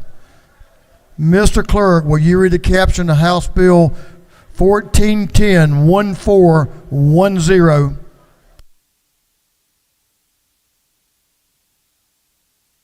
House Bill 1410 by Representative Abstration of the 104th to be entitled an act to amend Chapter 3, Title 8 of the Official Code of Georgia Annotated relating to housing generally so as to establish a stable housing accountability program. This bill having referred to the Committee on Budget and Fiscal Affairs Oversight, that committee recommends that this bill do pass by Rules Committee substitute. The gentleman from Gwinnett, Leader Elstration, is recognized to present the bill. Thank you, Mr. Speaker. Ladies and gentlemen, I present to you House Bill 1410. This bill would create a voluntary program for the homeless, which would provide stable housing with an accountability court-like structure that would be administered through local charitable organizations. This would allow for funding that is not bound by federal Housing First requirements and would allow for private contributions, such as from Quick Trip, who supports this measure, would allow for private funding and provide structure which I, as a former drug court prosecutor, have seen the success of an accountability court-like structure. If we could allow the homeless voluntarily to enter into these programs, we think that we could have some great success providing stable housing for a set period of time with work requirements, with opportunities for substance abuse treatment, therapy, mental health treatment as well. Would appreciate your favorable consideration. Thank you. Gentlemen yield. Yes, sir. Representative Horner, to your right, has a question. Thank you, Mr. Speaker. Does the gentleman yield? Yes, sir. Leader of Frustration, is it not true that nothing in this bill mandates that an individual enter into the program? That's correct. That's absolutely correct. It's completely voluntary. There's no criminal component, no criminalization of anyone who doesn't participate. It's just a voluntary program. If someone is homeless and needs stable housing and is willing to commit to the requirements that are part of this structure, would allow for stable housing for that person to get back on their feet, be gainfully employed, and be self-supporting at the completion of the program. Thank you. Thank you. Gentlemen yield. Yes, sir. Representative Becky Evans, to your left, has a question. Does the gentleman yield? Yes, ma'am. Yes. Isn't it true that I'm very glad to support this bill, as there is a great need for housing in Georgia? Well, thank you for your support. And isn't it also true that I'm very glad to see that we are using the Housing Trust Fund, and the Housing Trust Fund does have the statutory authority to hold funds, and in addition to providing this specific homeless service, we could also be using funds from our undesignated surplus to provide one-time grants to do all types of housing assistance, to build new buildings, to provide grants to municipalities and nonprofits, to do even more to provide housing for the citizens of Georgia. Well, I have to respond saying this House has really shown a great commitment to addressing homelessness with funding that's been in previous budgets that we passed. The issue has been that state money that we're putting up often is tied to federal funds that we're receiving that have strings attached as to how they're to be used. And so the concept here would allow us to have a Georgia program to address this issue with the structure that's provided in the bill. And that, again, that'd be administered locally, but it would actually allow for getting at issues like substance abuse, like a need for job training, a need for mental health counseling, therapy, for substance abuse treatment, so that we can really get folks on their feet, and it's for a set period of time, maximum 18 months, so that they can be self-sufficient at the end of that period. Yes, thank you, and I am supportive of this, but I hope that at some point in the future we can use the Housing Trust Fund for other purposes for housing as well. Well, I'll just say the House, again, should be commended because we have had strong appropriations in that area, and in my view, the strings attached to the federal funds have been a great obstacle, but this is going to give us an alternative path, which I'm very proud of. Mr. Speaker, I know the hour's late. I will... Okay, Mr. Chairman.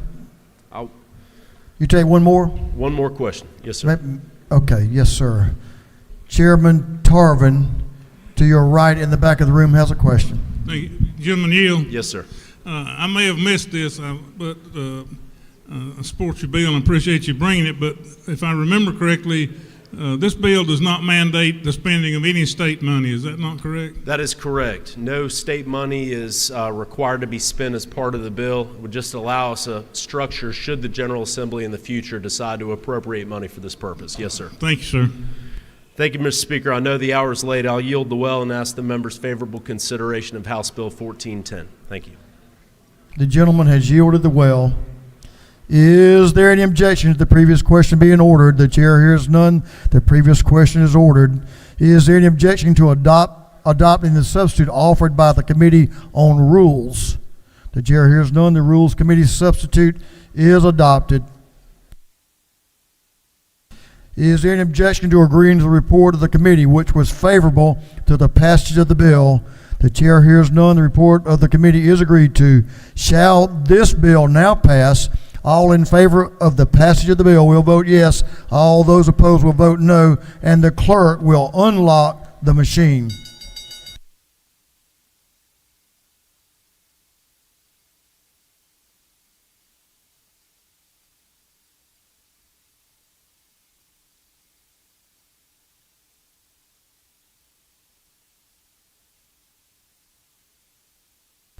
Have all members voted? For what purposes Representative Fry rise? Parliamentary inquiry. State your inquiry.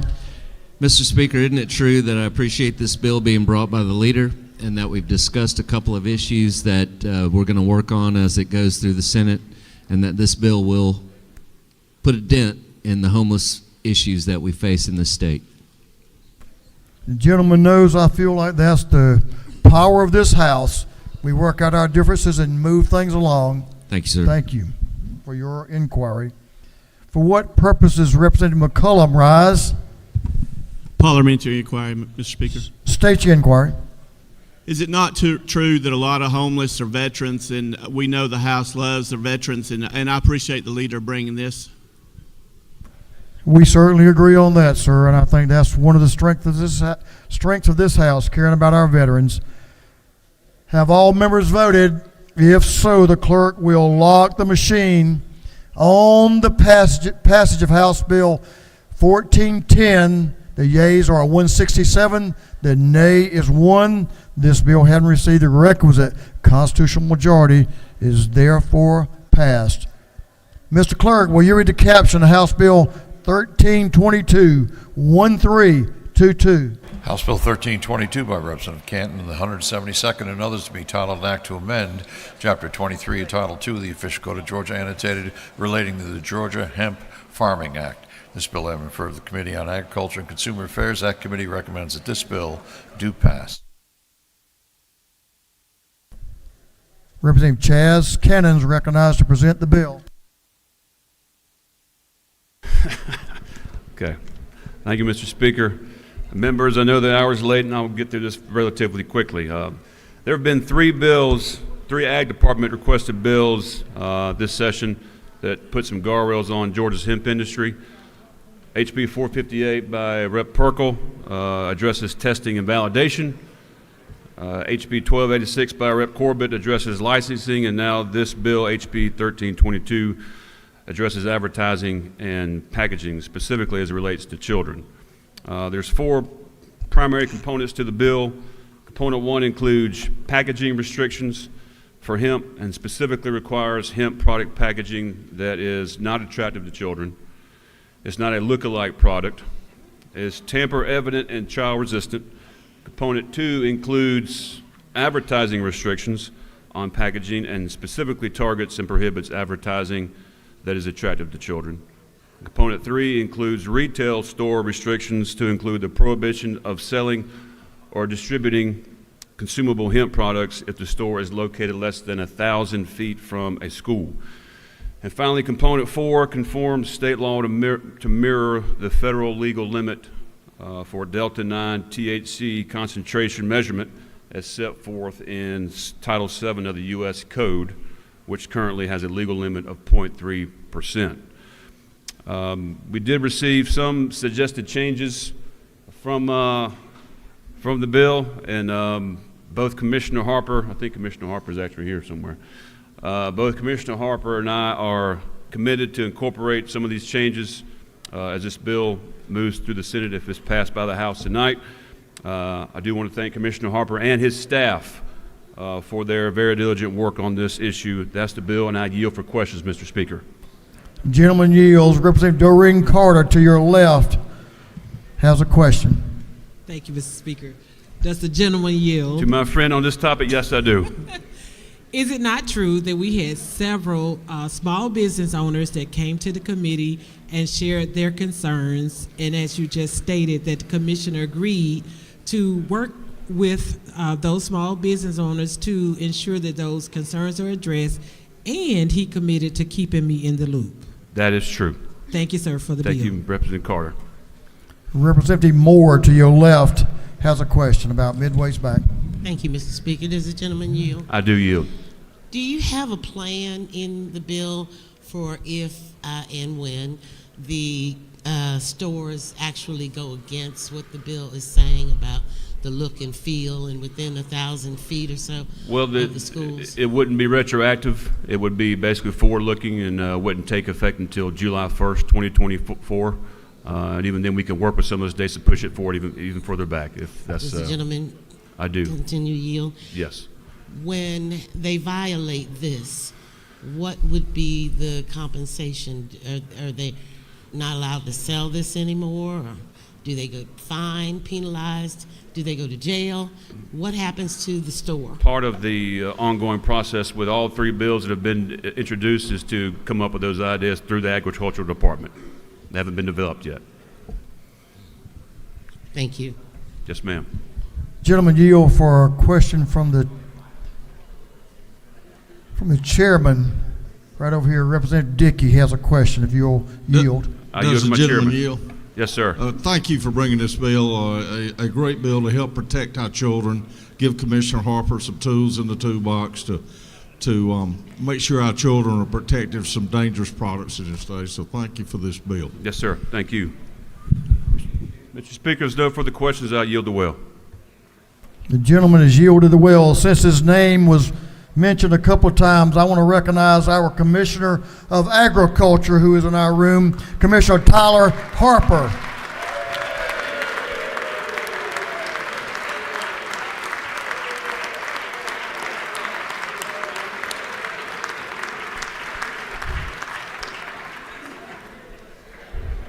Some of y'all were not there yesterday. The Department of Ag is 150 years old, and it was created in this House with the Speaker casting the deciding vote 150 years ago to create the Department of Ag. This House has always led, look what it's led to, a great leader in the Department of Ag. Is there any objection to the previous question being ordered? The chair hears none. The previous question is ordered. Is there any objection to agreeing to the report of the committee, which was favorable to the passage of the bill?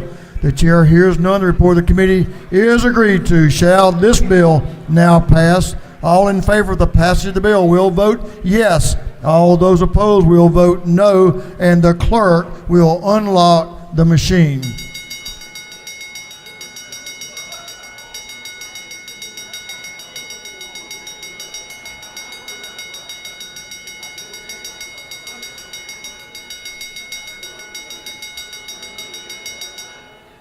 Have all members voted?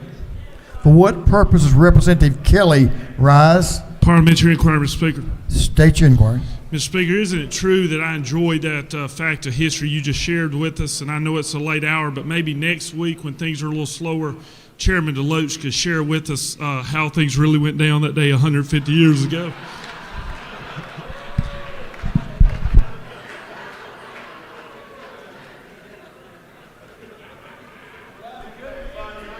Hey, he does have a good memory. You need to be careful. For what purpose is Representative Tran rise? Parliamentary inquiry. State your inquiry, Representative. Is it not true that our Ag Commissioner believes that I am better looking than our Minority Whip?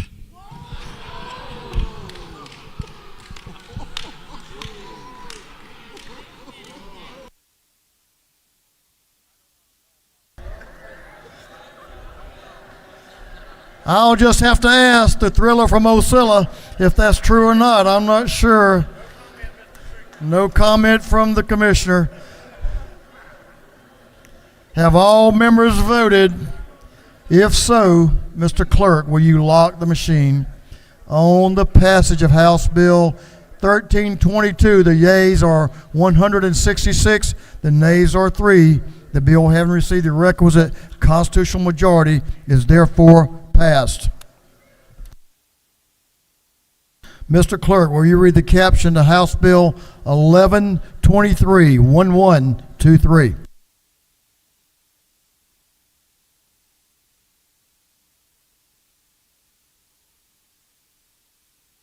House Bill 1123 by Representative Barrett of the 24th and others to be entitled an act to amend Chapter 5 of Title 30 of the Official Code of Georgia annotated relating to protection of disabled adults and elder persons so as to require the establishment of an adult abuse, neglect, and exploitation multidisciplinary team in each judicial circuit. This bill has been referred to the Committee on Judiciary and Non-Civil. That committee recommends that this bill do pass by committee substitute. Members, I know the hour is getting a little bit late, especially for some of us that like to go to bed early, but we do have several more important propositions that we need to take up before we adjourn tonight. So if you will, help me give my attention and your attention to the member in the well.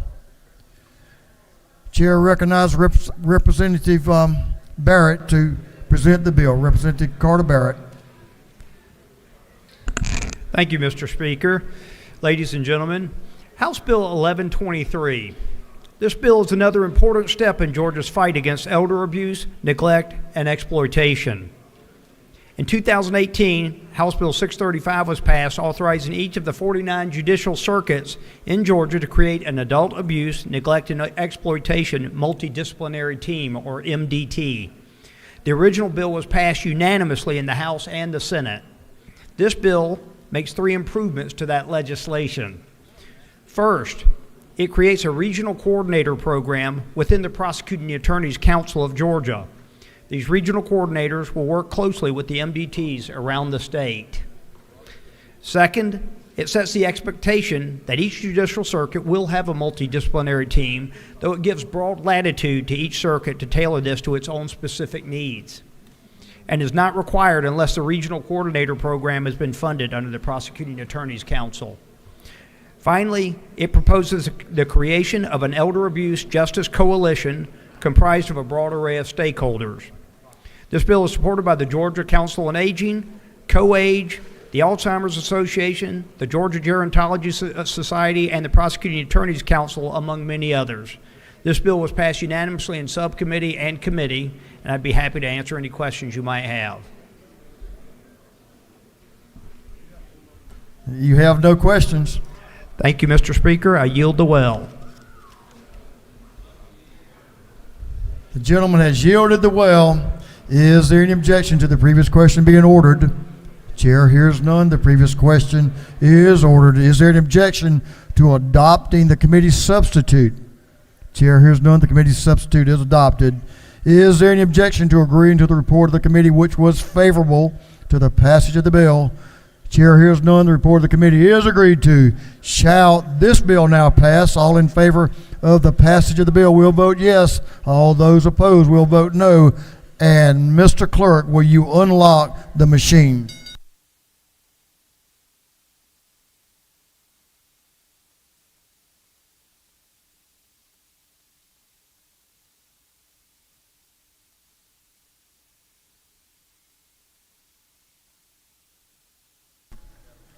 Have all members voted?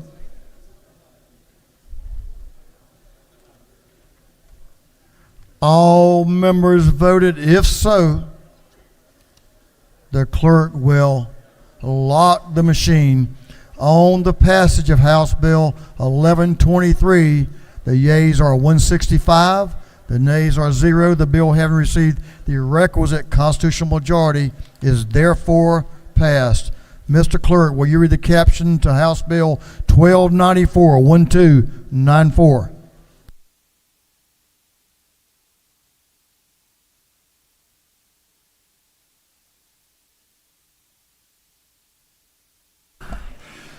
House Bill 1294 by Representative Perkle of the 169th and others to be entitled an act to amend Chapter 23, Title 50 of the Official Code of Georgia annotated relating to the Georgia Environmental Finance Authority so as to authorize the authority to finance and perform certain duties in connection with projects relating to natural gas facilities. This bill I referred to the Committee on Natural Resources and Environment. That committee recommends that this bill do pass. The gentleman from down in Irwin County, I think that's right. Yeah, Irwin County. Chairman Clay Perkle is recognized to present the bill. Thank you, Mr. Speaker. I have been informed. No more farm stories about this. This actually came from the Rural Development Council as we were around the state. Natural gas capacity is one of the key pinch points in economic development in many parts of the state, as we heard as we went around with RDC. Some communities have zero excess capacity to attract good-paying manufacturing jobs. That will be my community. Some have no natural gas at all, no access.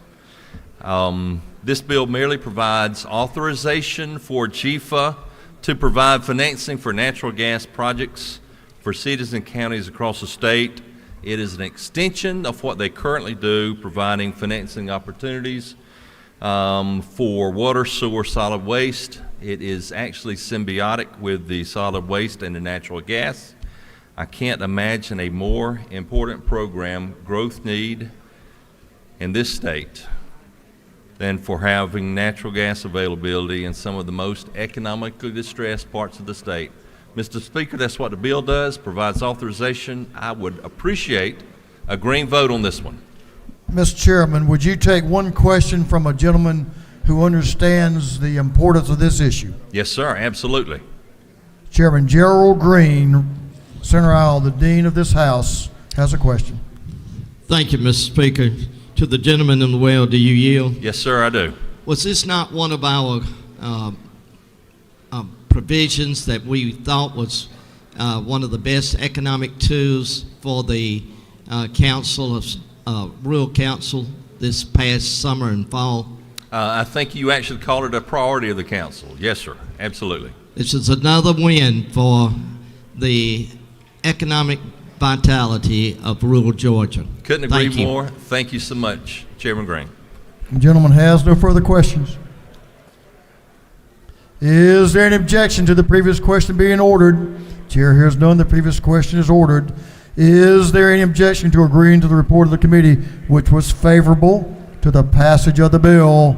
The chair hears none. The report of the committee is agreed to. Shall this bill now pass? All in favor of the passage of the bill will vote yes. All those opposed will vote no. And Mr. Clerk, will you unlock the machine?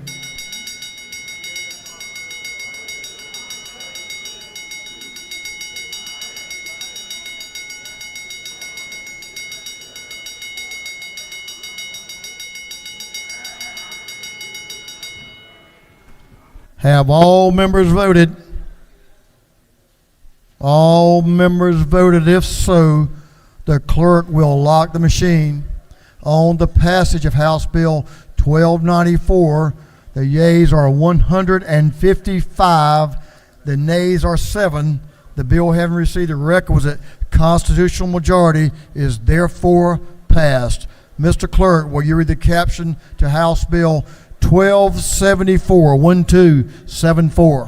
House Bill 1274 by Representative Hulston of the 72nd and others to be entitled an act to amend Part 6A of Article 7, Chapter 3, Title 20 of the Official Code of Georgia annotated relating to state veterinary education so as to provide for limits on the student loan forgiveness program. This bill having referred to the Committee on Higher Education, that committee recommends that this bill do pass.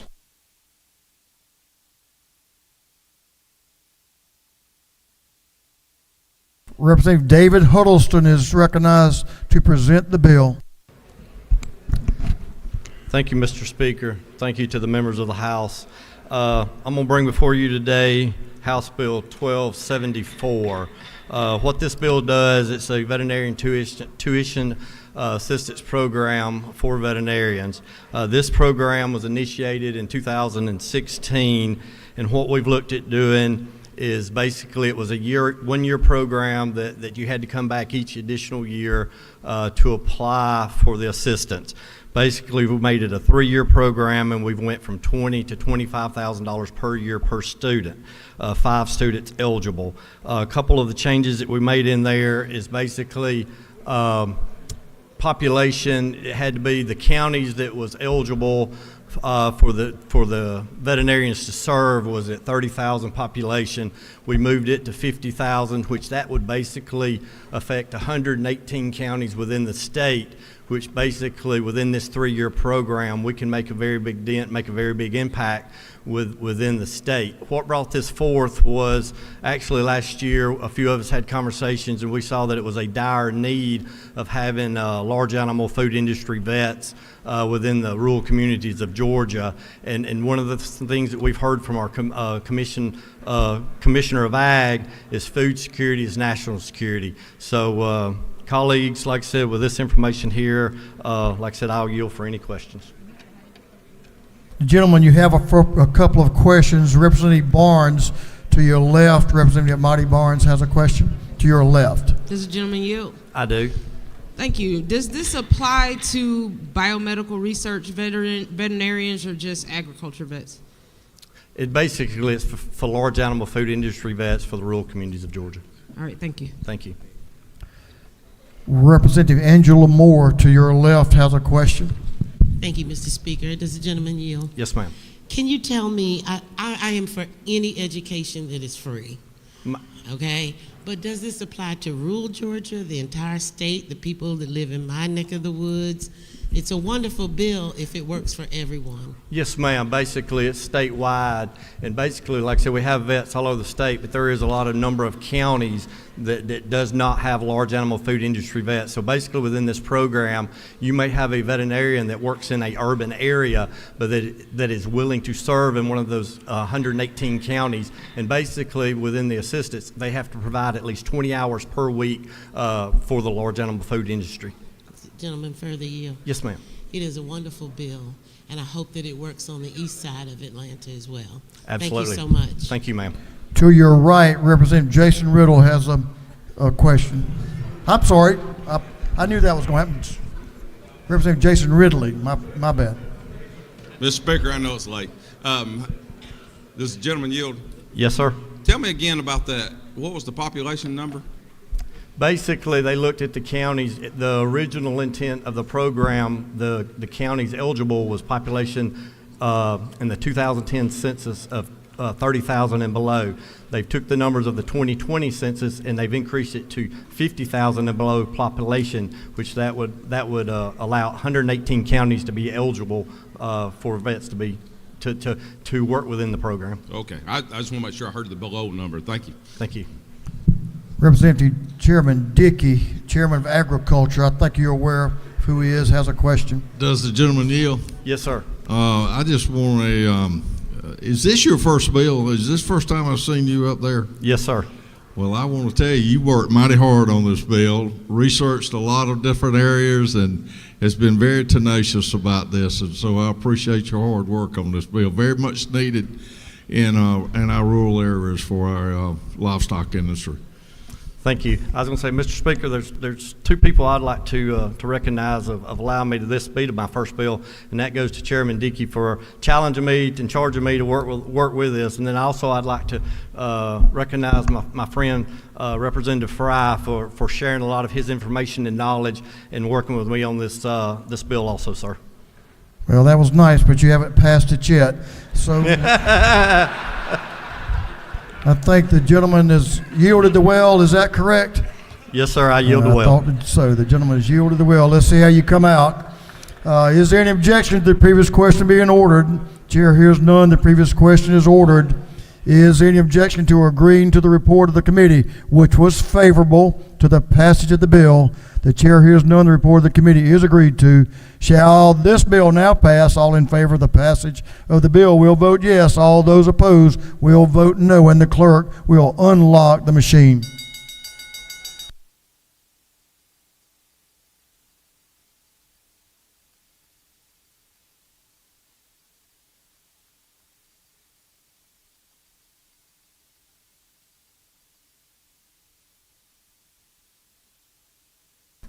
Have all members voted?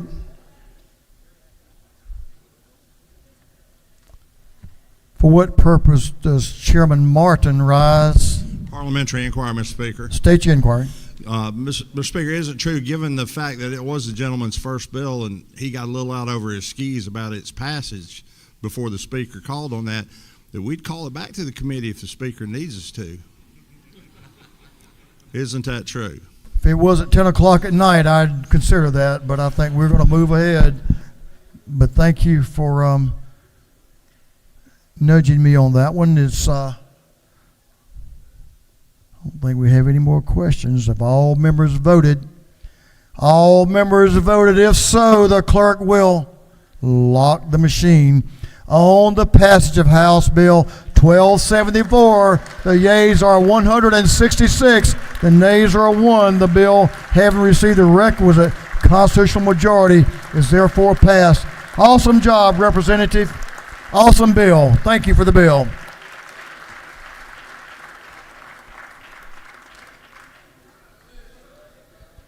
Mr. Clerk, will you read the caption to House Bill 1361, 1361?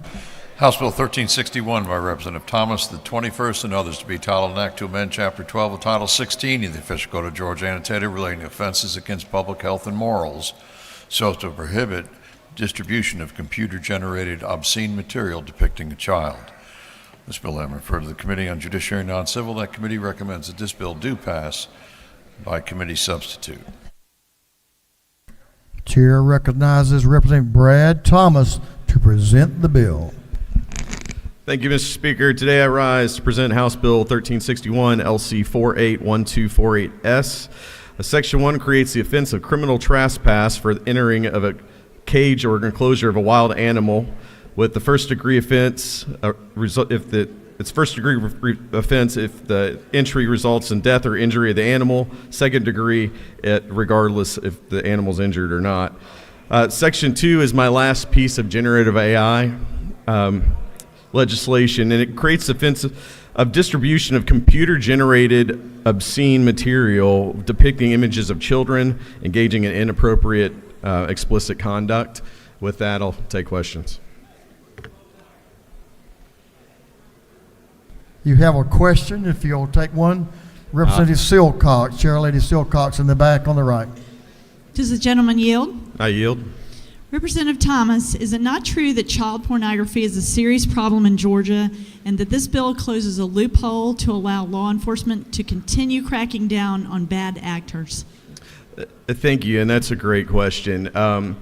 One of the big issues is that this type of obscene material is being used to lure individuals to more heinous websites involving actual children. So this is a necessary piece of legislation. I'd ask for your support. With that, Mr. Speaker, I'll yield the well. The gentleman has yielded the well. Is there any objection to the previous question being ordered? The chair hears none. The previous question is ordered. Is there any objection to adopting the committee's substitute? Chair hears none. The committee's substitute is adopted. Is there any objection to agreeing to the report of the committee, which was favorable to the passage of the bill? The chair hears none.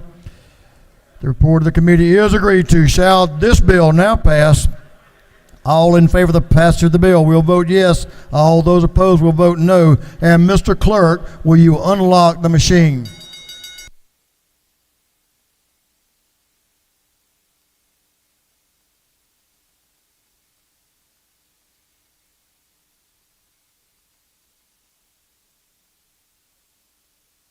Have all members voted? All members voted? If so, the clerk will lock the machine on the passage of House Bill 1361. The yeas are 164. The nay is 1. The bill, having received the requisite constitutional majority, is therefore passed. Members, I hope you'll help me welcome back to the House a former colleague, Representative Keisha Waits. Former Representative Keisha Waits. Welcome back, my friend.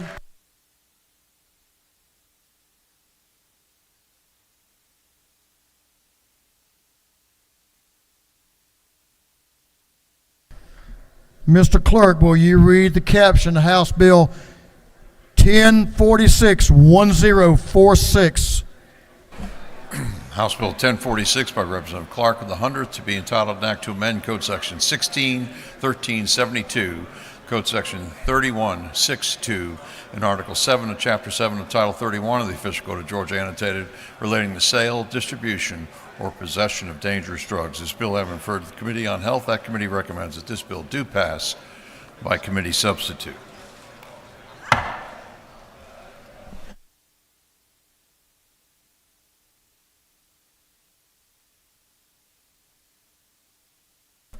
Another important bill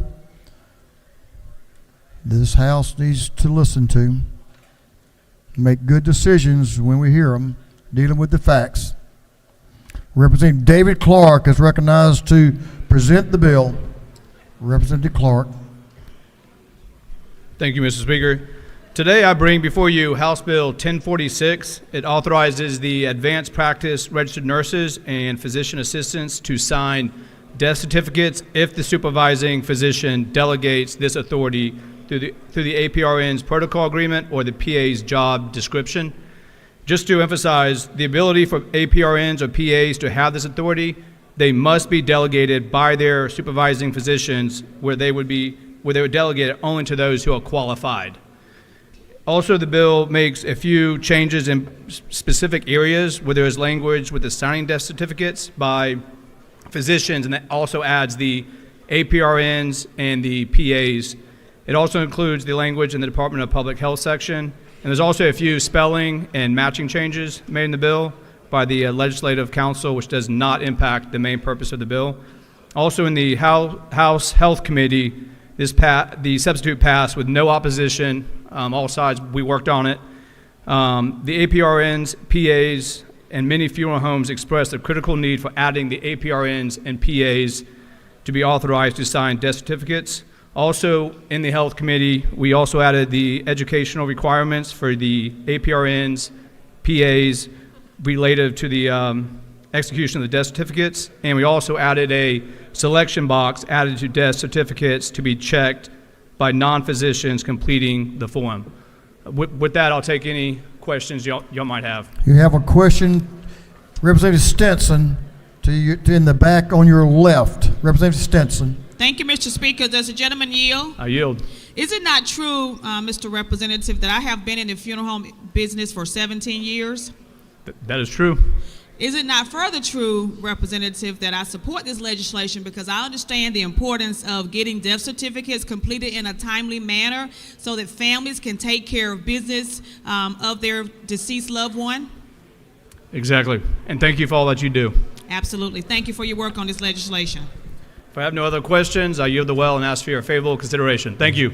Gentleman has yielded the well. Is there any objection to the previous question being ordered? Chair hears none. The previous question is ordered. Is there any objection to adopting the committee's substitute? The chair hears none. The committee's substitute is adopted. Is there any objection to agreeing to the report of the committee, which was favorable to the passage of the bill? The chair hears none. The report of the committee is agreed to. Shall this bill now pass? All in favor of the passage of the bill will vote yes. All those opposed will vote no, and the clerk will unlock the machine.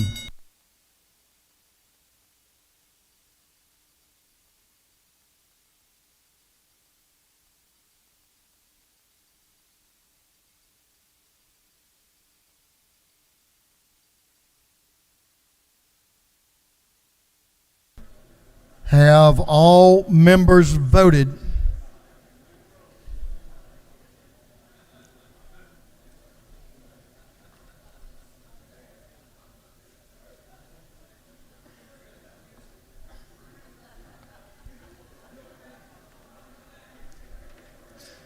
All members voted. If so, the clerk will lock the machine.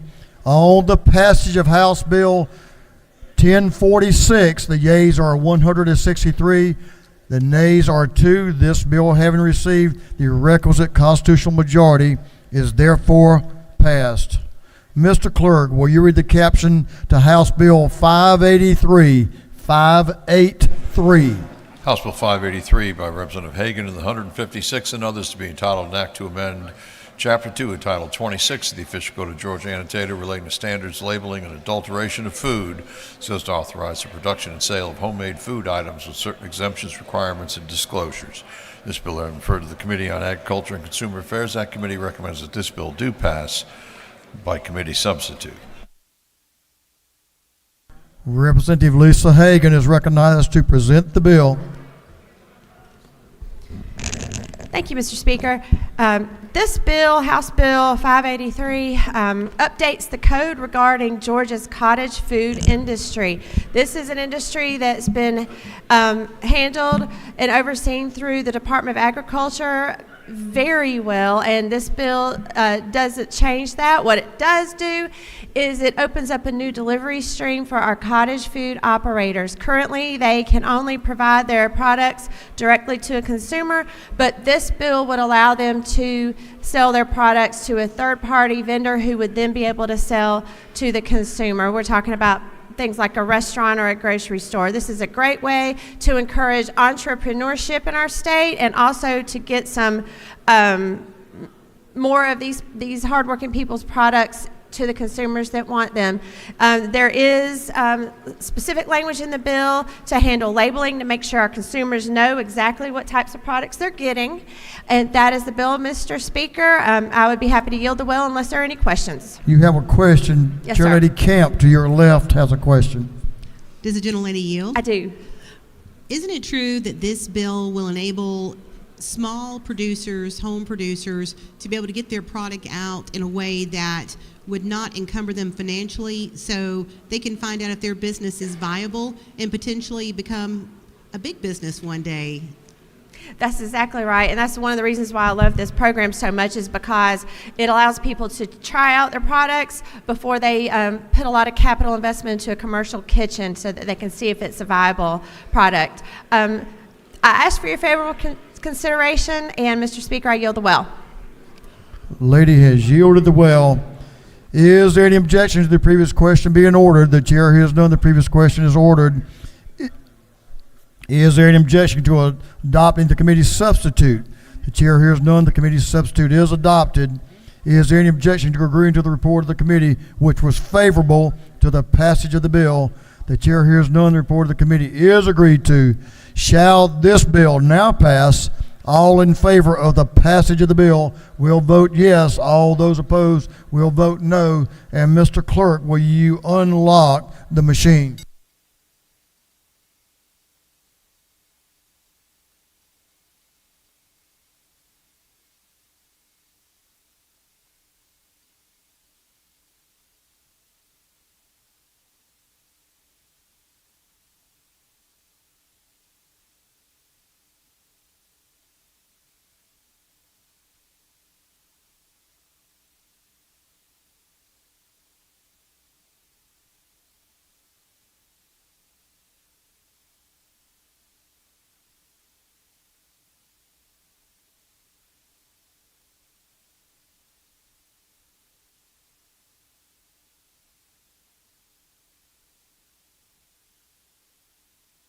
Have all members voted?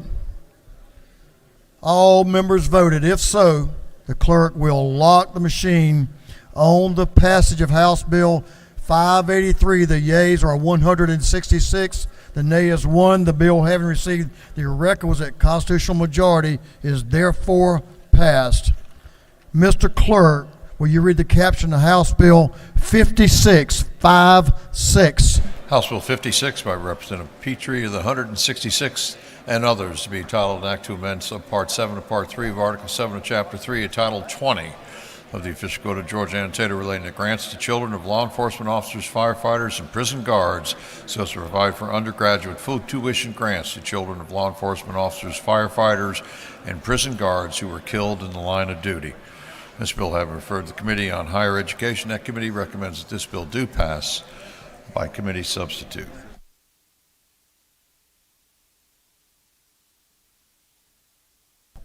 Chairman Petrie is recognized to present the bill. Thank you, Mr. Speaker. I'll be brief in the interest of time. Ladies and gentlemen, this is House Bill 56. It relates to the Georgia Public Safety Memorial Grant. That is a grant we had today for the children scholarships up to $18,000 for an academic year for 4 years for children of law enforcement officers, firefighters, and correctional officers who are killed or permanently disabled in the line of duty. What we're doing very simply in this bill is adding spouses of those individuals who are killed or permanently disabled in the line of duty, in the interest of ensuring that these individuals are able to support their families going forward without a spouse. There's currently $3.8 million in reserves in this particular program. Real proud of that. You may want to be aware this is for all Georgia institutions, university system institutions, and technical schools and private schools as well. And at any rate, Mr. Speaker, I think that pretty much explains it. It's very simple. Glad to answer a quick question. You have no questions. Thank you, Mr. Speaker. Gentleman's yielded the well. Is there any objection to the previous question being ordered? The chair hears none. The previous question is ordered. Is there any objection to adopting this committee substitute? The chair hears none. The committee substitute is adopted. Is there any objection to agreeing to the report of the committee, which was favorable to the passage of the bill? The chair hears none. The report of the committee is agreed to. Shall this bill now pass? All in favor of the passage of the bill will vote yes. All those opposed will vote no. And the clerk will unlock the machine.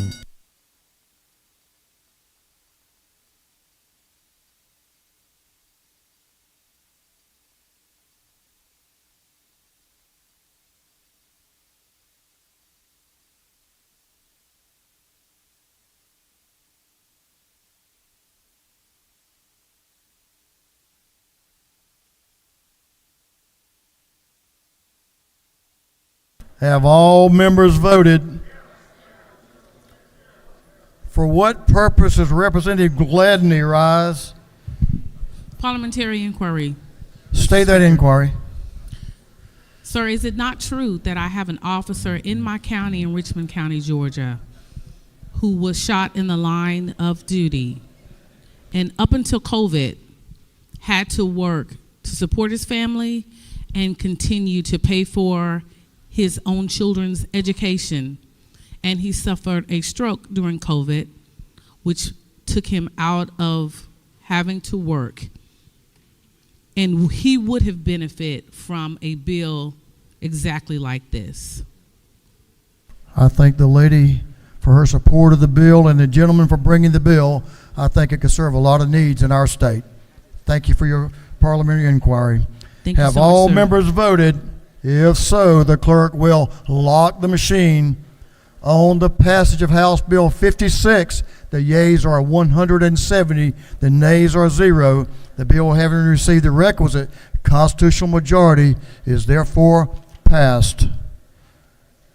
Mr. Clerk, will you read the caption of House Bill 1075? House Bill 1075 by Representative Hilton of the 48th and others to be entitled an act to amend Article 1 of Chapter 17 entitled 45 of the Official Code of Georgia Annotated relating to general provisions regarding notaries public so as to provide that state agencies shall accept certain notarial acts performed in another state.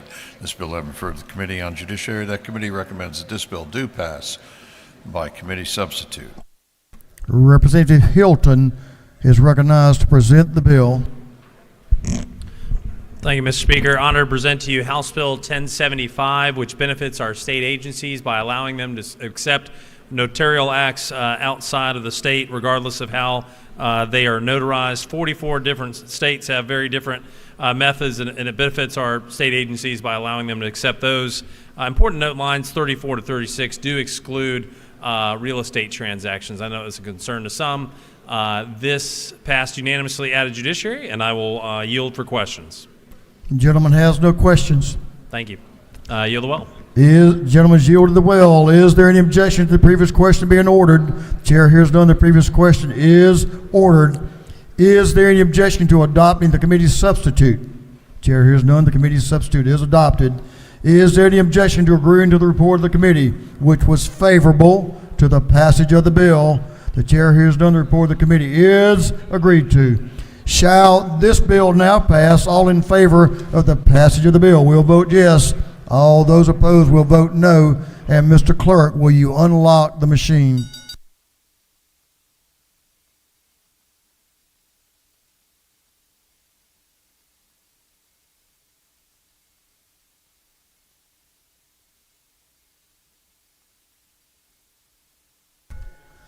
Have all members voted?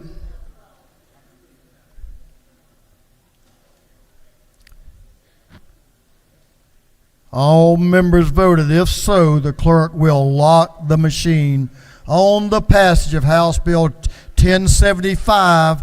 The yeas are 169, the nays are 0. This bill, having received the requisite constitutional majority, is therefore passed.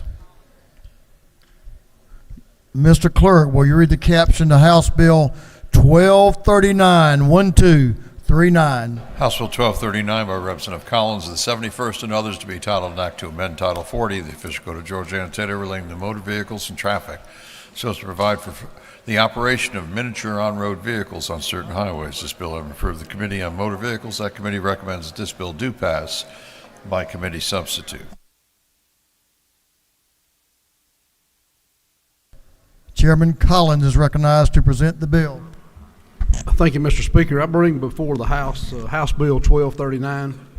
As many of you know, last year we passed legislation that allowed ATVs to be on county streets and certain streets in our state.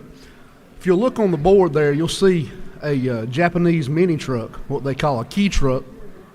This legislation would allow these vehicles to be placed on county and city streets throughout the state. I talked with DOR and did a little research. We had tag offices that were issuing tags to these vehicles for the last several years, and during the year last year, they rolled that back. So we have a lot of people in this state that have imported these vehicles, and they've been using them around for agricultural purposes, around the farm, zip around town. And so DOR rolled that back, and now they're kind of stuck in no man's land. The bill would just allow those to be tagged if they're over 25 years or older. If they're newer than 25 years, they have to meet certain federal requirements. They all have headlights, tail lights, brake lights, seat belts. Some of these even have airbags. They have air conditioning, they're four-wheel drive, and they're used a lot overseas. So I would just like to ask your favorable consideration to House Bill 1239. Let's make these legit on county and city streets. Mr. Speaker, if there are no questions, I yield the well. You have a question to your left. Representative Donahue has a question if you'll yield. The gentleman yield? Absolutely. Thank you for bringing this bill. Is it not true my brother has one of these and my son has two? And basically they already have this tag, but then a lot of these people were scared that they invested in all this money in these machines and they wouldn't be able to use it. Absolutely. Thank you for bringing it. Thank you. Any further questions, Mr. Speaker? You have no further questions. Thank you, Mr. Speaker, for allowing me to present 1239. I ask for your favorable consideration. House Bill 1239. Good bill, Mr. Chairman. Thank you for tending to the issue. Is there any objection to the previous question being ordered? Chair hears none. The previous question is ordered. Is there any objection to adopting the committee substitute? The chair hears none. The committee substitute is adopted. Is there any objection to agreeing to the report of the committee, which was favorable to the passage of the bill? The chair hears none. The report of the committee is agreed to. Shall this bill now pass? All in favor of the passage of the bill will vote yes. All those opposed will vote no. And the clerk will unlock the machine.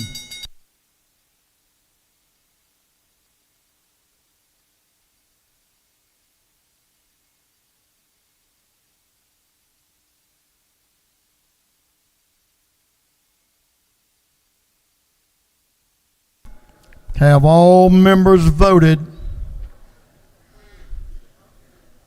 All members voted. If so, the clerk will lock the machine on the passage of House Bill 1239. The yeas are 168, the nay is 1. The bill having received the requisite constitutional majority is therefore passed. Mr. Clerk, will you read the caption to House Bill 1099, 1099. House Bill 1099 by Representative Huddleston of the 72nd and others to be entitled an act to amend Part 1 of Article 2, Chapter 7 of Title 16 for the official code of Georgia annotated relating to general provisions relative to criminal trespass and damage to property so as to provide for the crime of criminal trespass upon the knowing entry upon land or premises of another that has been marked with purple paint. This bill having referred to the Committee on Judiciary Non-Civil, that committee recommends that this bill do pass. Well, Representative Huddleston, you felt good about passing that first bill? Okay, the second one's always a challenge, isn't it, Mr. Leader? That's a fact. All right, Representative Huddleston's recognized to present the bill. Thank you, Mr. Speaker and members of the House. I bring before you House Bill 1099. What this does, this adds language to an existing code to allow property owners to mark the property lines with purple paint markings to identify for any possible criminal trespass. The purple paint marks on trees and posts serve as a legal warning not to enter onto the property so long as they are clearly visible. Spaced no more than 100 feet apart on forested land and 1,000 feet apart on non-forested land, and placed at the required height, and also you can put it above high water marks and flood zones. What this does, basically, that signs are so expensive, this allows landowners to mark the property lines with the markings, and it makes it more affordability, and they basically say that the purple paint is more visible. With that, Mr. Speaker, I'll yield for any questions. The gentleman has a question to your left. Representative Tyler Paul Smith has a question. Does the gentleman yield? Yes, sir. Okay, to my neighbor to the south, isn't it true that this bill makes our practices conform with the several neighboring states that we have around us? That is actually correct. There's actually 16 states with the same language, and all the surrounding states of Georgia has the same language within their code. Thank you for the question. With that, Mr. Speaker, I yield to well. You did learn something from that first bill. Gentleman has yielded the well. Is there any objection to the previous question being ordered? The chair hears none. The previous question is ordered. Is there any objection to agreeing to the report of the committee, which was favorable to the passage of the bill? The chair hears none. The report of the committee is agreed to. Shall this bill now pass? All in favor of the passage of the bill will vote yes. All those opposed will vote no. And Mr. Clerk, will you unlock the machine?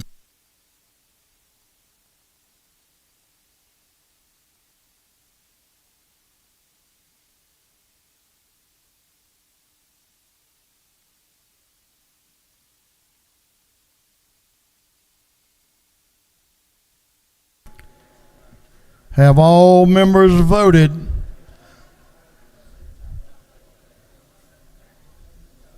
Have all members voted?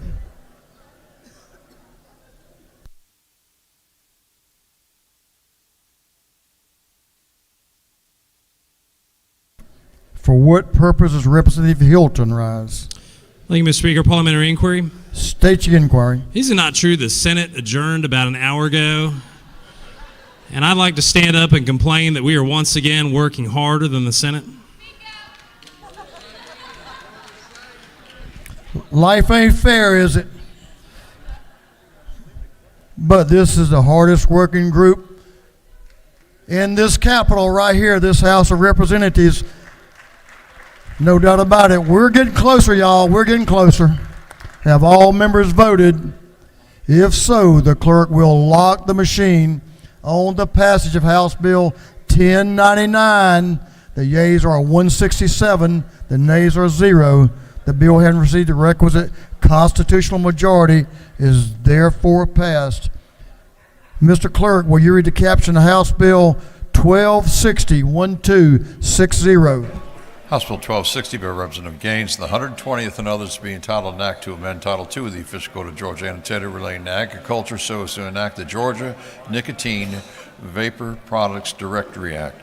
This bill having referred to the Committee on Regulated Industries, that committee recommends that this bill do pass by committee substitute.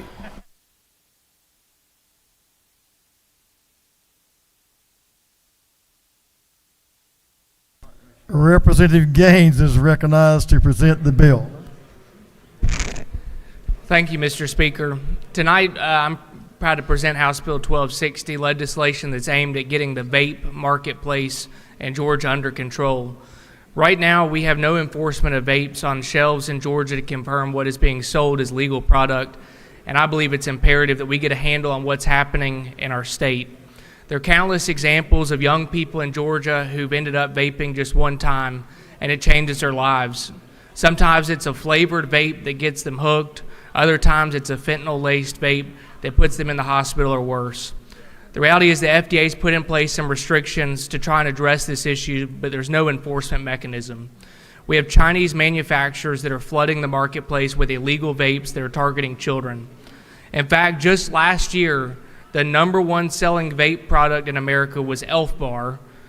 It's illegal, yet it's on the shelves across the state and across the United States. We have no idea what's in these products. Nobody's monitoring them, and retailers don't know what is legal to be sold. Instead, they're coming straight from China and onto our shelves. Our bill will address this issue by creating a state-level registry of vapes that are legal to be sold in the United States. That includes nearly 30 vapes that are FDA authorized, as well as hundreds of pending products. These products have not been denied, so they're eligible to be sold. However, products denied by the FDA would not continue to be sold in the United States. Other states have passed similar legislation. In fact, the Florida House passed a similar measure just today. Many retailers and convenience stores support this legislation because they want to know what's legal and what is not, and currently they have no way to know because there's not a registry that exists for them to check. This legislation would create an opt-in system to allow manufacturers to be able to have their products sold in Georgia so long as they're legally able to be sold. The registry would be housed in the Attorney General's office with enforcement handled by the Department of Revenue, which is already actively visiting these facilities. I think law enforcement, if you asked them about this issue, would tell you they're seeing nonstop challenges with vaping in this state. And I believe this bill is an important measure to get this challenge under control. Mr. Speaker, I'm happy to answer any questions if there are any. I know the hour is late. You have a question to your left. Representative Sains to your left has a question. Does the gentleman yield? I will. Is it not true that according to the Georgia Student Health Survey, there's an epidemic in our high school and middle schools on usage of vapes, and this bill addresses that usage specifically when it comes to unsafe products in the market? It does. In fact, I believe among our young people, there's been a 2,000% increase in disposable vapor products. So I believe this is an important measure to get that issue under control. Mr. Speaker, I know the hour is late, so I'll ask for body's favorable consideration of House Bill 1260 and yield the well. The gentleman's yielded the well. Is there any objection to the previous question being ordered? Chair hears none. The previous question is ordered. Is there any objection to adopting the committee's substitute? Chair hears none. The committee's substitute is adopted.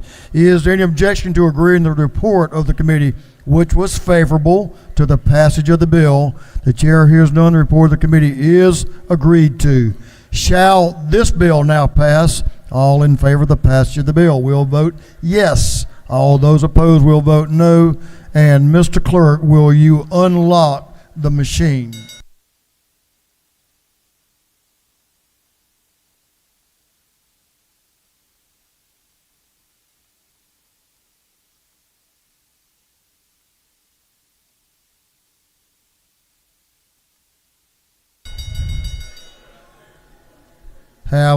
Have all members voted? If so, the clerk will lock the machine on the passage of House Bill 1260. The yeas are 163, the nays are 4. The bill, having received the requisite constitutional majority, is therefore passed. Mr. Clerk, will you read the caption to House Bill 935? House Bill 935 by Representative Vance of the 133rd and others to be entitled an act to amend Chapter 14 and Title 40 of the Official Code of Georgia annotated relating to use of speed detection devices and red light cameras so as to provide for standards for conviction through the use of speed devices. This bill has been referred to the Committee on Motor Vehicles. That committee recommends that this bill do pass by committee substitute. The gentleman from Milledgeville, Representative Ken Vance, is recognized to present the bill. Representative Vance. Thank you, Mr. Speaker. Fellow tired legislators, This bill, as it was announced, is substantially changed. It is now called the Back the Blue Bill. It's to provide bonus payments to certified peace officers. When a person goes and applies for a tag in their county for a present car or a new car, they can voluntarily agree to pay an extra $5 that will benefit law enforcement throughout the state of Georgia. This money will be collected by the Department of Revenue, who will turn it over at the end of the year to the Georgia Sheriff's Association. That association will write checks to every county sheriff's office in Georgia, and the sheriff of those counties will be able to disseminate those funds equally. They will write an equal amount of check to every county in the state of Georgia. Then the sheriff will be able to disseminate that money to deputies and jailers within that county. It is a great way, ladies and gentlemen, for people in every county in Georgia to support county law enforcement in every county in Georgia. I ask for your favorable support, and I'll take any questions. Gentleman has a question from Representative Chairman Tarvin in the back to your right. Gentleman Yield. Yes, sir, I do. Now, this heading on here talks about tickets from speed devices. That has nothing to do with this bill, is that correct? No, sir, absolutely This is nothing. a voluntary $5 added to your tag if you want to go toward their retirement. Thank That's you, sir. correct, sir. Gentleman has no further questions. I appreciate your support, folks. Thank you very much. Good job. The gentleman's yielded the well. Is there any objection to the previous question being ordered? The chair hears none. The previous question is ordered. Is there any objection to adopting the committee substitute? The chair hears none. The committee substitute is adopted. Is there any objection to agreeing to the report of the committee, which was favorable to the passage of the bill? The chair hears none. The report of the committee is agreed to. Shall this bill now pass? All in favor of the passage of the bill will vote yes. All those opposed will vote no. And the clerk will unlock the machine.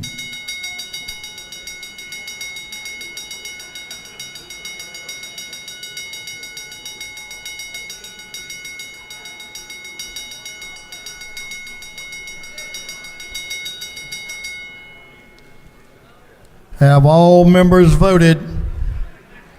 All members voted? If so, the clerk will lock the machine. On the passage of House Bill 935, the yeas are 170, the nays are 0. The bill, having received the requisite constitutional majority, is therefore passed. Mr. Clerk, will you read the caption to House Bill 1314 House Bill 1314 by Representative Roman of the 97th and others to be entitled an act to amend Chapter 11 of Title 31 of the Official Code of Georgia annotated relating to emergency medical services so as to designate emergency medical services, including ambulance service, as an essential service in the state. This bill having referred to the Committee on Health, that committee recommends that this bill do pass by committee substitute. Representative Rumond is recognized to present the bill. Thank you, Mr. Speaker. Colleagues, I know that you are all very excited. Good. Continue. So I know it's really early in the day, so I figured I'd give you the history of EMS since Napoleon times and then tell you why this bill is important. Or instead, I will just tell you that EMS has not been an essential service, but we're actually not the only state that doesn't make it an essential service. If we pass this bill, we would be the 15th state to do so. But I wanted to quickly just read one sentence from an email I received completely unsolicited from somebody who is a current EMT and said that even when things are too hazardous for firefighters and law enforcement, he said, we must always respond. And so I pursued this bill to recognize how essential this service is, and I hope that you will vote for it, and I ask for your favorable consideration. Lady has a question in the back of the room. Representative Stinson has a question to your left in the back. Thank you, Mr. Chairman. Does the gentlelady yield? Yes, ma'am. Is it not true that I do support your legislation? However, I would like to ensure that there's always conversation about ambulances always being checked and serviced very well before they are placed on the highways, assisting families. And the reason for my suggestion is because is it not true that in January of 2021 that an ambulance broke down on its way from Macon, Georgia Hospital to Savannah Hospital with my late husband, Darrell Bentley, inside of that ambulance, and I was on the side of the highway crying to my minority leader? Is that not true? Yes, ma'am. And this is why we're pursuing this bill. It's to ensure that we can start addressing some of these concerns. Thank you. And with that, unless there are no other questions, I yield the well. The lady has yielded the well. Is there any objection to the previous question being ordered? The chair hears none. The previous question is ordered. Is there any objection to adopting the committee's substitute? Chair hears none. The committee's substitute is adopted. Is there any objection to agreeing to the report of the committee, which was favorable to the passage of the bill? The chair hears none. The report of the committee is agreed to. Shall this bill now pass? All in favor of the passage of the bill will vote yes. All those opposed will vote no. And the clerk will unlock the machine.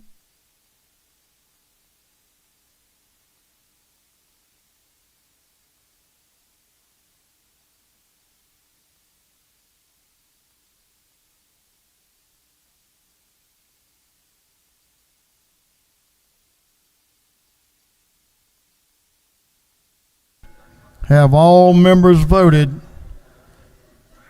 For what purpose does Representative Sharper rise?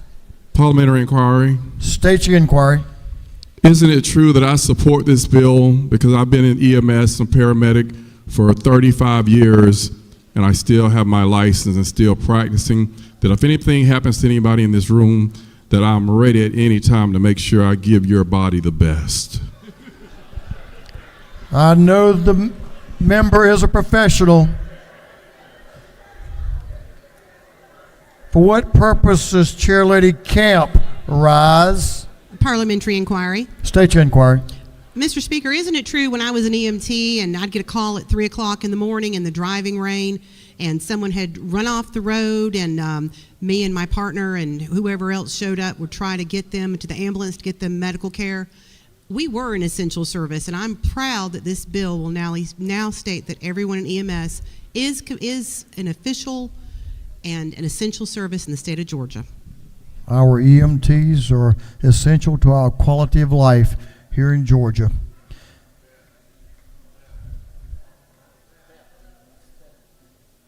Representative Camp, you want to? Yes, ma'am, that'll help. I thought you supported the bill. We just were making sure. Have all members voted? If so, the clerk will lock the machine on the passage of House Bill 1314. The yeas are 145, the nays are 5. The bill, having received the requisite constitutional majority, is therefore passed.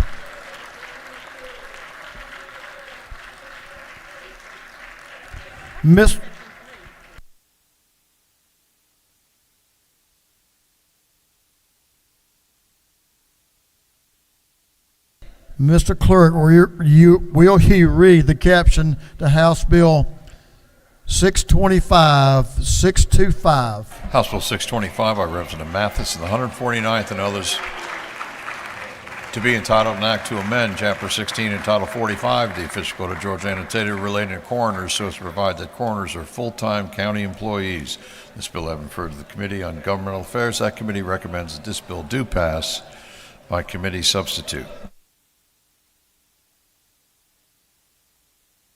Representative Danny Mathis is recognized to present the bill. Representative Mathis. This is House Bill 625. If this helps any, I was an EMT too, Beth, and I'm 1181, if that tells you how long ago that was. And as Dean Green say, this is a good rural bill, Ms. Penny. So what we're trying to do here is to provide a minimum salary schedule for coroners and deputy coroners. Coroners are kind of an unsung hero in some of the counties until you need them. As we were talking about several legislation parts here a little bit ago, we talk about death certificates, and that's what coroners do. They determine cause and manner of death. So trying to work with the GBI crime lab and those type of people, you need qualified people to run that. And as my good friend from the coast down here said earlier about the shrimp boats, it's hard to get folks that want to do jobs that get you out on the weekends, get you out up at night. But these jobs will do it, and it's a 24/7 thing. And I'd be amiss to not mention Ted Bearden with the Coroners Association and say to him how much he has worked on this, and he has pulled Representative Will Wade in on this to help the coroners. We need to keep this system. This House has allocated money to try to get people to go to Mercer to be medical examiners or pathologists so they could do autopsies. We had no takers on that. We've had to add money to the crime lab to extend the amount of folks that they can get to come in and do our autopsies. We've had backlogs would be over 3-4 weeks, and that's somebody's loved one. And with the crimes that are happening today, we need competent people in these jobs. We need people that know what they're doing. So we think if we get a schedule of a salary based on population, we can give them a qualified deputy. We can have good help. We know what happens when our pay is low, when we don't have competent people in jobs. We see that. We've been trying to raise things in this county, in this state, ever since I've been here, because we know it needs quality workers. Coroners do work 24/7. Coroners and deputy coroners are vital to small rural Georgia. They're vital to a lot of big communities. We only have 4 medical examiners in the state, and that's in Fulton, DeKalb, Cobb, and Gwinnett. Clayton County has a contract deal. But we need coroners.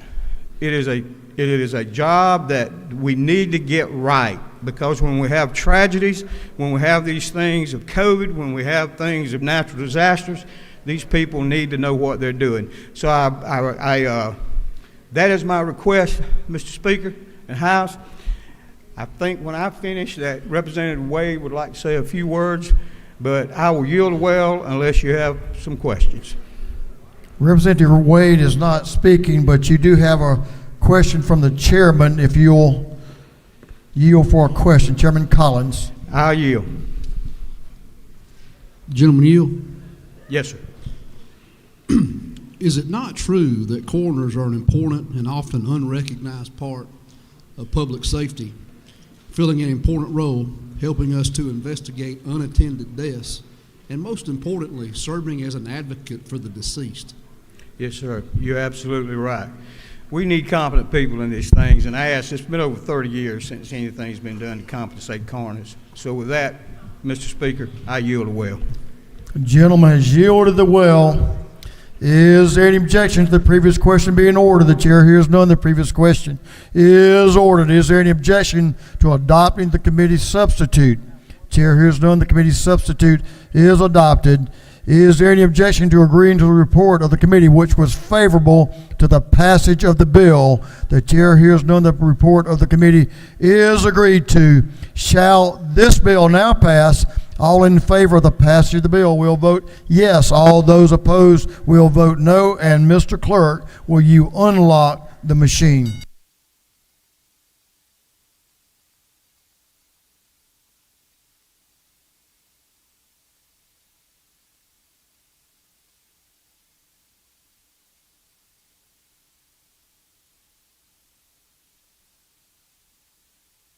Have all members voted?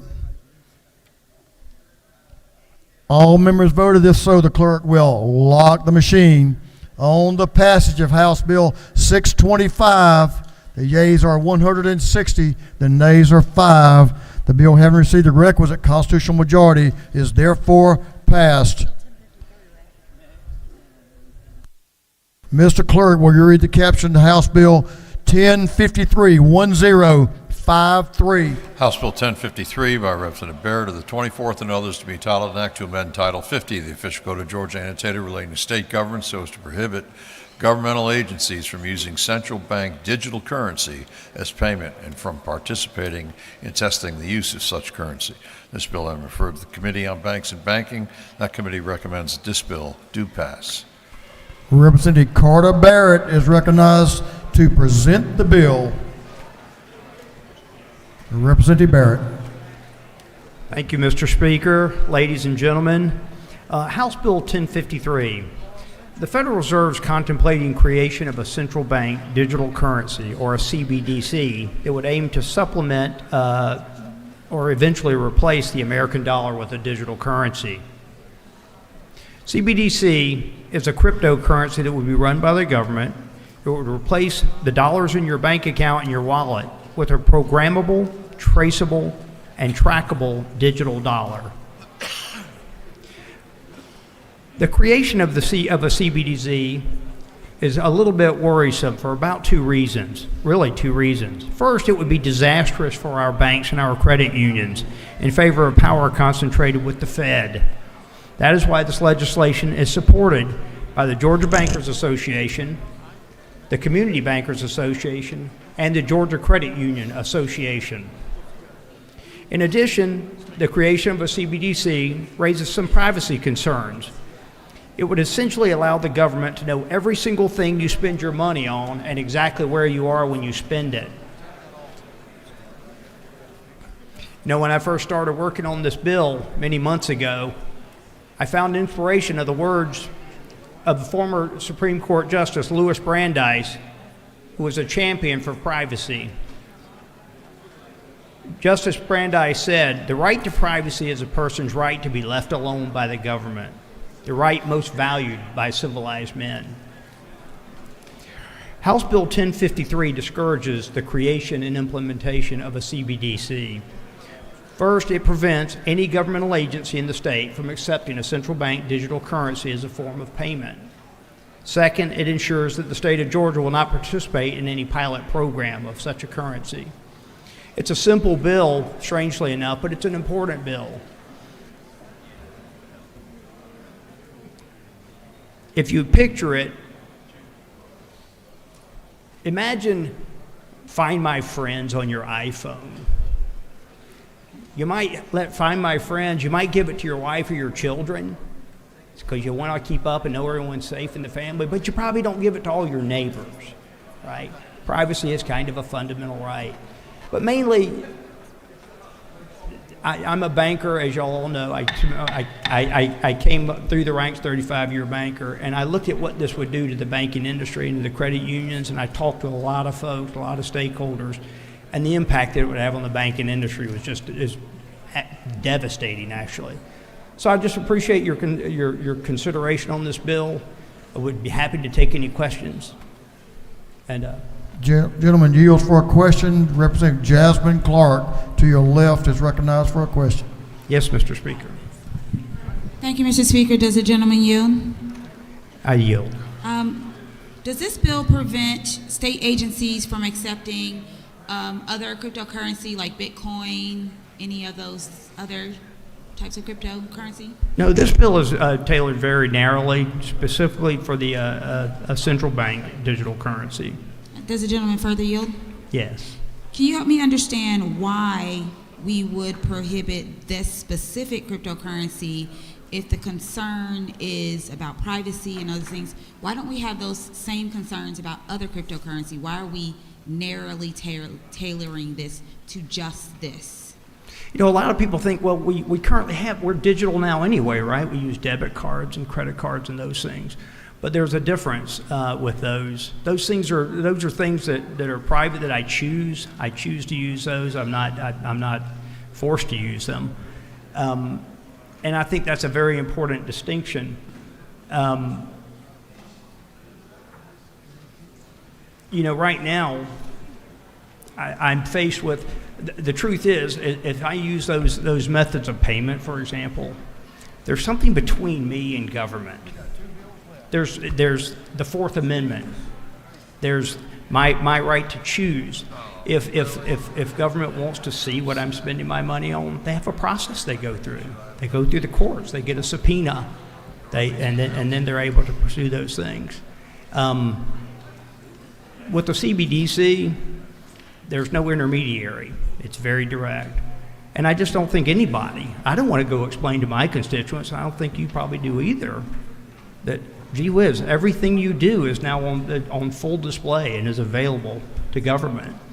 You know, it was interesting, I listened to a distinguished colleague a little while ago, and he was concerned about another bill, and he said, you know, I'm concerned that there's the ability of government to see personal transactions, and I thought that was interesting because that's exactly what this bill talks about. So it's really just a means to put to keep a little distance. You know, your life, we're all living in a fishbowl these days. So really the trick is let's have a little privacy again. I know my constituents are very concerned. I get calls all the time about this. Gentleman has a couple more questions. He'll take them.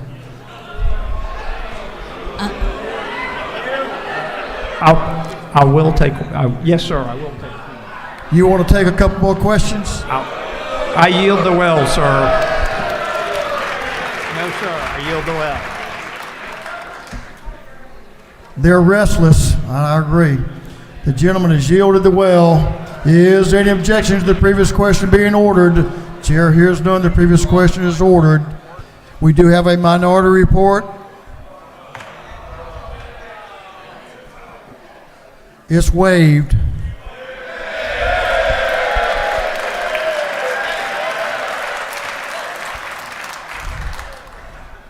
Is there any objection to agreeing to the report of the committee which was favorable to the passage of the bill? The chair hears none. The report of the committee is agreed to. Shall this bill now pass? All in favor of the passage of the bill will vote yes. All those opposed will vote no, and the clerk will unlock the machine.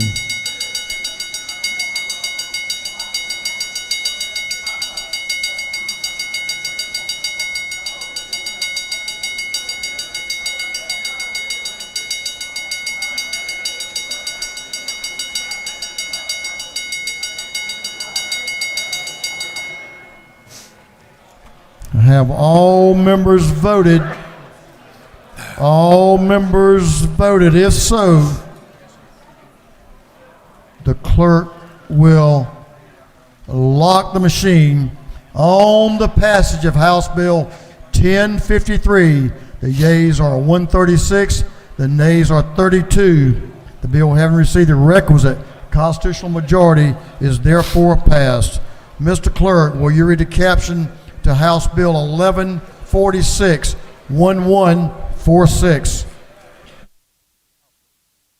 House Bill 1146 by Representative Stevens to the 164th and others to be entitled an act to amend Part 2 of Article 3 of Chapter 5 of Title 12 of the Official Code of Georgia annotated relating to groundwater use generally, so as to require the Environmental Protection Division of the Department of Natural Resources to issue water permits to private companies in areas where no public service can be provided. This bill has been referred to the Committee on Natural Resources and Environment. That committee recommends that this bill do pass by committee substitute. The gentleman from down on the coast that represents part of Bryan County, Chairman Ron Stevens, is recognized to present the bill. Thank you, Mr. Speaker. Ladies and gentlemen of the House, I bring you today House Bill 1146. This week we've heard from Mr. Munoz. Jose came down and told us all the great things on the largest economic development project in the state's history, 12 times larger than anything that we've ever landed. The jobs are phenomenal.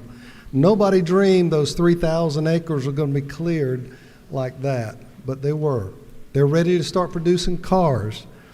We crossed every T and dotted every I from the department to make sure that these folks could do the job. We made sure we were even pumping water because we've got a restriction, as you know, down on coastal Georgia to pump water into this plant to make sure that they could operate. All of this stuff was worked out. except one little thing: workforce housing. Just a little piece of workforce housing. Well, we've already had our first casualty before they open. Why don't you put up the first slide? Yesterday, as I dropped the paper, this was in the Savannah Morning News.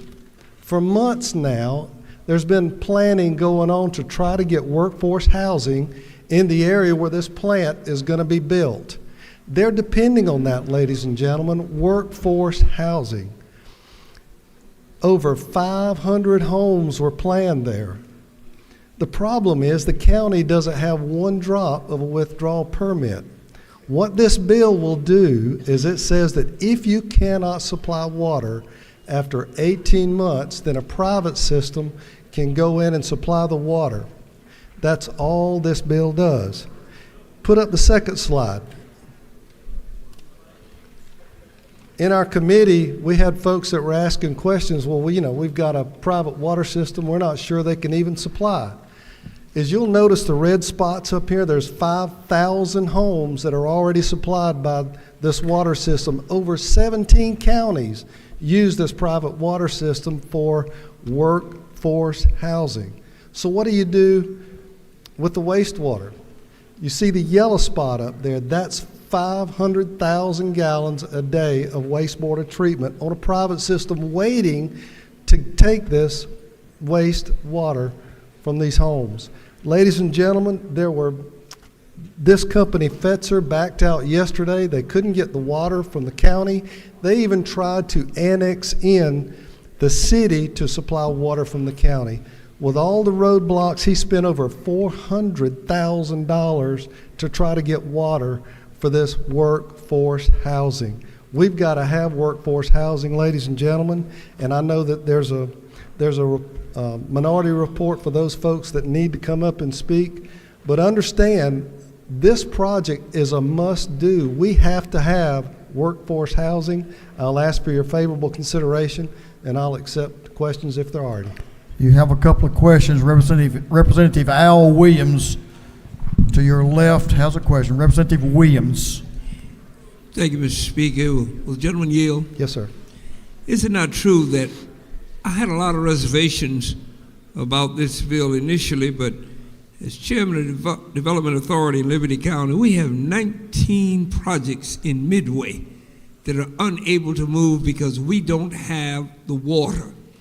There's only one county near us that has the permit to pump any water, which we would have to buy water and resell it here. Is it not so that in spite of some shortcomings, this bill is vitally necessary to the continued economic growth and the worker housing that we must have in order to accommodate Hyundai in Southeast Georgia? I appreciate the question. The gentleman's absolutely right. It is the missing piece that we have to have. And ladies and gentlemen, as the gentleman brought up, this system's in 17 counties already. The missing piece for this massive development we've got on the coast is workforce housing. I'm pleading with you to allow this to happen if they cannot supply after 18 months. Gentleman yield. Yes, sir. Representative Vance Smith to your right has a question. Thank you, Mr. Speaker. Gentleman yield. Yes, sir. Isn't it true, Representative, that I served on that committee and I heard a lot of testimony, but number one, you extended the date from 12 months to 18 months, so that gives time for planning, and we come back through another session if something else needs to be done. And number two, isn't it true that this no way circumvents EPD? They're going to still be involved, whatever planning goes on in that area down there, so I commend you for the bill. Thank you, sir. The gentleman's correct. Thank you for the question. Minority Leader has a question right in front of you, Mr. Chairman, if you all accept. Yes, sir. Thank you, Mr. Chair. Are there any price controls that you're going to place in this space? Because once you have a utility that becomes state-sponsored monopoly, potentially, then the price can get out of whack pretty quickly. Are there any price controls within this bill, or is that something we anticipate dealing with over the next several years? You know, I hope not. This is a private system. Again, over 17 counties already. They do a phenomenal job of selling water below the rate, quite honestly, and being very competitive, and I appreciate that question. Gentlemen, further yield? Yes, sir. I'll yield for another one.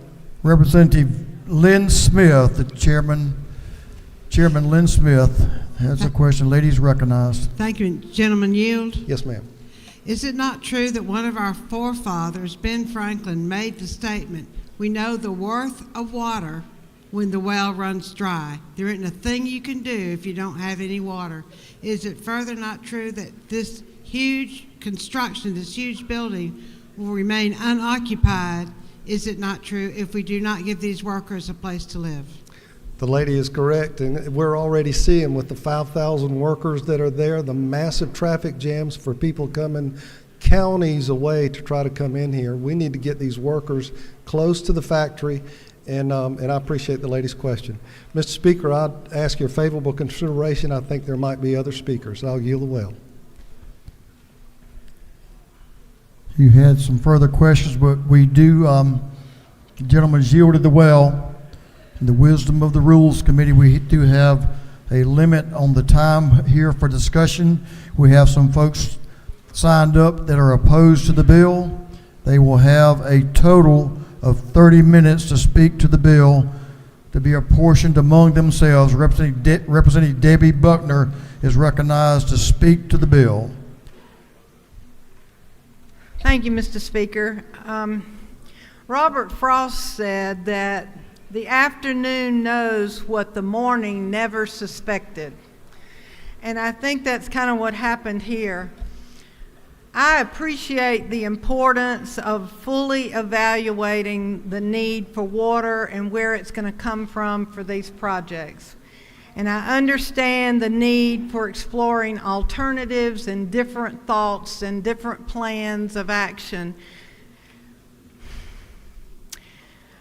But I think we find ourselves at a juncture between success of a huge development and economic opportunity and growth and a severe lack of adequate planning for an essential thing that all of us have to have, and that's water and water supply. I understand that there's a concern that the communities, when you look at a private water system versus a public one, they lose control of the pricing. They are concerned and have worries about the quantity, the quality, and the prices of it. And they lose all that with a private entity. And they have concern of not having that oversight. What I do not understand is where was water in the pre-planning? Where was it? Everybody knew that if there was a house, it was going to have water. And everybody knew if there was going to be that huge plant, there would have to be water. This is a location of our state where water has been talked about a great deal. There has been massive water planning to keep saltwater intrusion from coming inland. And for years, communities along the coast there have worked very hard to keep the saltwater intrusion back, to keep the volumes up, to cover the needs of the community.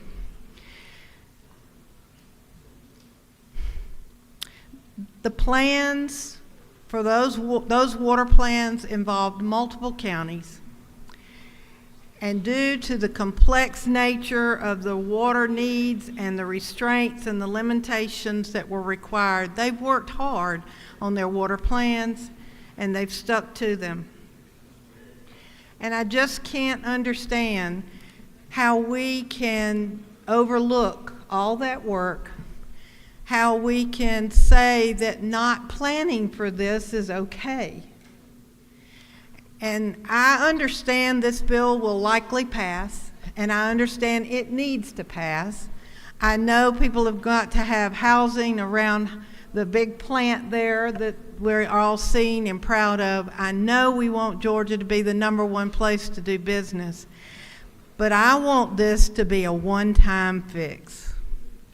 because I want us to learn from this, that in the future, so that people can come to Georgia and know that they're going to have the basic needs of water that is clean and available, that we will be more diligent in our pre-planning for any development, but especially a major development such as this one. Water is scarce, it's precious, it's a limited resource, and it must be our highest priority when we are planning. With that, Mr. Speaker, I yield the well. The ladies yielded the well. Representative Drenner is recognized to speak to the bill. Thank you, Mr. Speaker, and ladies and gentlemen of the House. I also understand the need for the bill and appreciate the fact that it's a trigger bill and that this area needs housing. I share the concerns of the previous speaker that how did we get to this point in the process without having the local governments plan for water.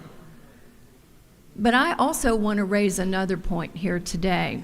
In my other committee meetings, this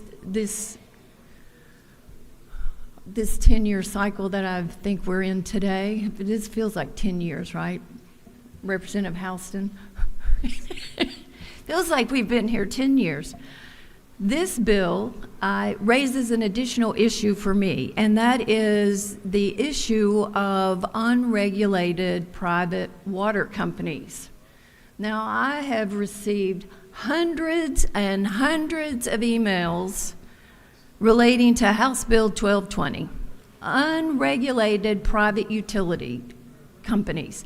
And you know what? This bill sets up the exact same scenario in which we are trying to address in House Bill 1220. So my recommendation is before we pass this bill, we need to pass House Bill 1220 to move on. So with that, Mr. Speaker, I yield the will and ask all of you to vote no, because Georgia is one of 5 states that does not regulate water. Thank you. Ladies yielded the well. Representative Davis is recognized to speak to the bill. Thank you, Mr. Speaker. I want to add to my colleagues. My question is very simple. If you look at this bill, it talks about Code Section 12-5-108. If you look up that code section and look at Section F, you will see that a local county government and municipality cannot finance a private entity. Now, they did say that the private company is going to finance this water, but think about it. Here, when we are financing the infrastructure and water here locally, we are talking about in the billions of dollars. Who is really going to finance this development? And how much is it going to cost? What happens if that private company cannot complete the job? Does that mean that the state steps in and provides any funding? What we're asking is, can someone really tell us how much is this going to cost? And in the end, who is going to truly finance this, especially if there's any type of risk or problems? Thank you, Mr. Speaker. I yield the well. Ladies yielded the well. Representative Lisa Campbell is recognized to speak to the bill.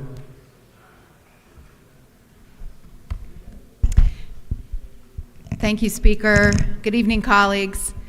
Tonight, I rise to oppose HB 1146 because our plans for communities for Georgia's working families should not be an afterthought. And long-term plans for sustainable water infrastructure shouldn't be easily overlooked without long-term oversight for things like water safety, our environment, and the well-being of our families and communities in Georgia. Our decision on this bill in this community is specific to this one business, potentially. But in my view, it may set a dangerous precedent for all future developments throughout the state, and especially in rural Georgia, where we have so many communities like this that will have the exact same infrastructure needs. When we welcome businesses to our state, and we do, especially to rural Georgia, I think, and I would imagine most of us think, that it's reasonable to expect that these businesses, especially those with global resources and deep expertise, that they should come here with strategic plans to work hand in hand with our local communities for basic infrastructure development. And when they receive billions in tax incentives, credits, and abatements, we should be able to rely on them to be equally valuable community partners. They should come to us with prudent, straightforward, and strategic plans as they develop not only in their own business interest, but for the long-term viability of these communities. Yes, they're in a hurry to get set up, and yes, we all want that. But we also hope, don't we, that these communities will be here for decades and generations, and that they will have the infrastructure that they need for safe water. At first glance, this proposed privatization of water and our water supply as a potential solution may sound appealing. But another point we want to talk about might be that the performance of private vendors over water here in Metro Atlanta, we have experience here, and it's definitely not been perfect. And we've all heard and probably received these high water bills if you're from Metro Atlanta, and had issues, unfortunately, with lack of insight sometimes in private companies responsible. And we can look to places like DeKalb County, Fulton County, I've had these personal experiences, and places like Flint, Michigan. So one of the primary issues that we should all have in common are essentials like water and sewer not be controlled by exclusively profit-making corporations without best practices for collaboration. A few other issues to consider. HB 1146 could set up circumstances for developers and private water providers to overthrow responsible planning efforts that are limited by a shared public resource. Worse, this bill could allow the limited public resource to be privatized, and in doing so, bypass public utilities mandated to ensure equitable and responsible distribution. If enacted, access to our limited, as was previously stated, shared drinking water supply could be granted to the highest bidder. And I don't think that's what anyone in this chamber wants. Another point, it's my understanding that this bill addresses access to water, but not sewer. And this is very likely that providing water outside of local government growth priority areas will result in a proliferation of septic tanks to accommodate this growth.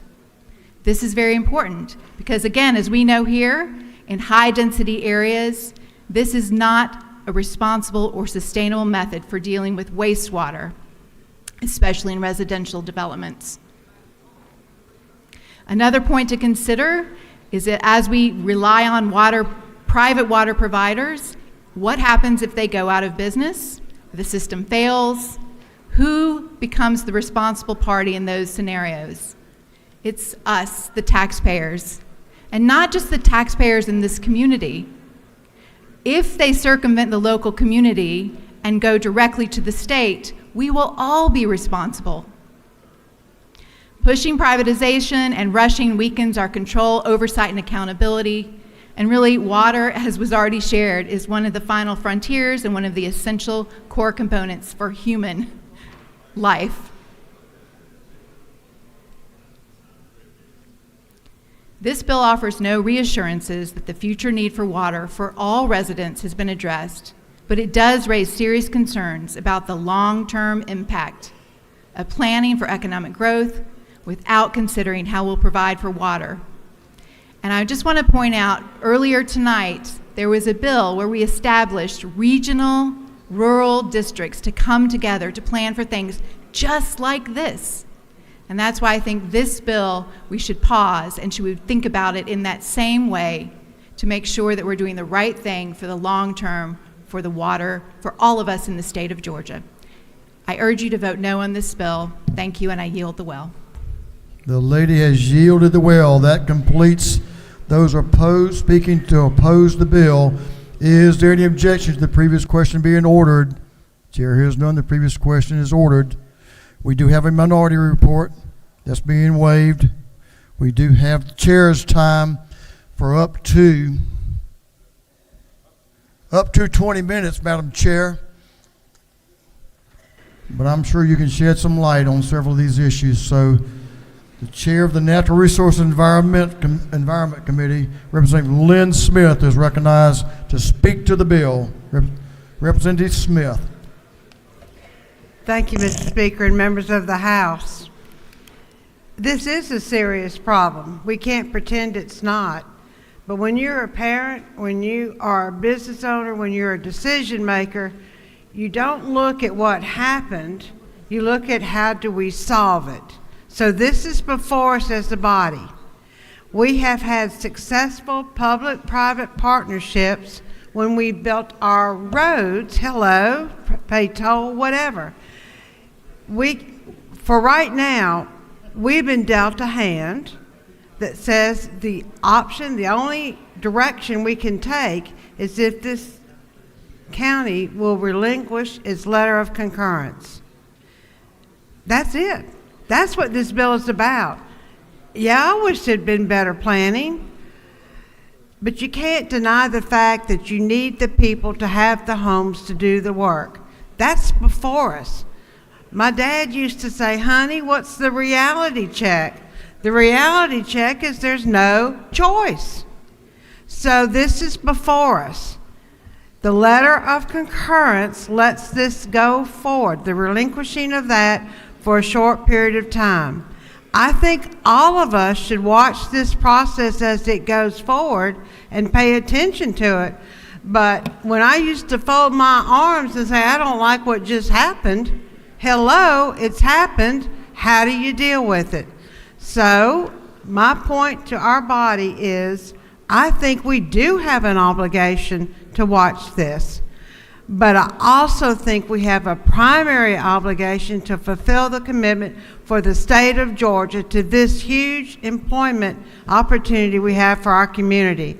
So let's just join together and keep an eye going forward.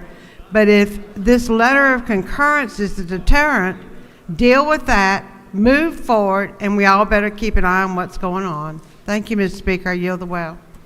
The lady has yielded the well. That completes all of our discussion on House Bill 1146. Is there any objection to adopting the committee's substitute? Chair hears none. The committee's substitute is adopted.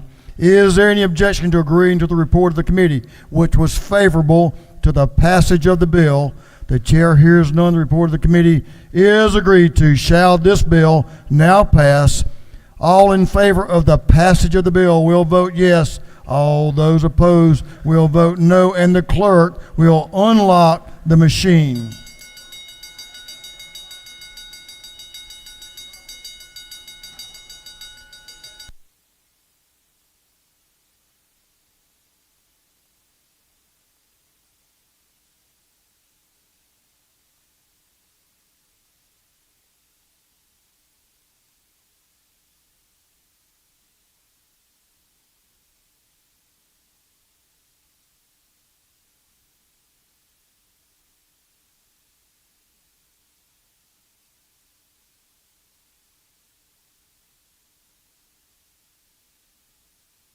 Have all members voted?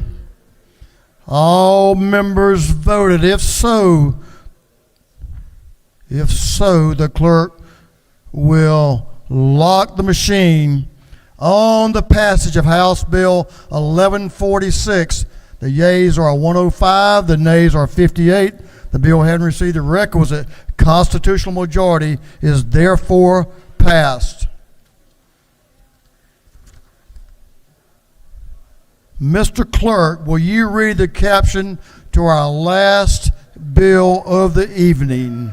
The last bill of the evening. Mr. Clerk, will you read the caption to House Resolution 780? House Resolution 780 by Representative Petrie of the 166th and others, a resolution proposing an amendment to the Constitution of the State of Georgia so as to clarify that only citizens of the United States shall have the right to vote in elections in this state. This resolution has been referred to the Committee on Judiciary. That committee recommends that this resolution be adopted. Chair recognizes Representative Petrie to speak to the resolution.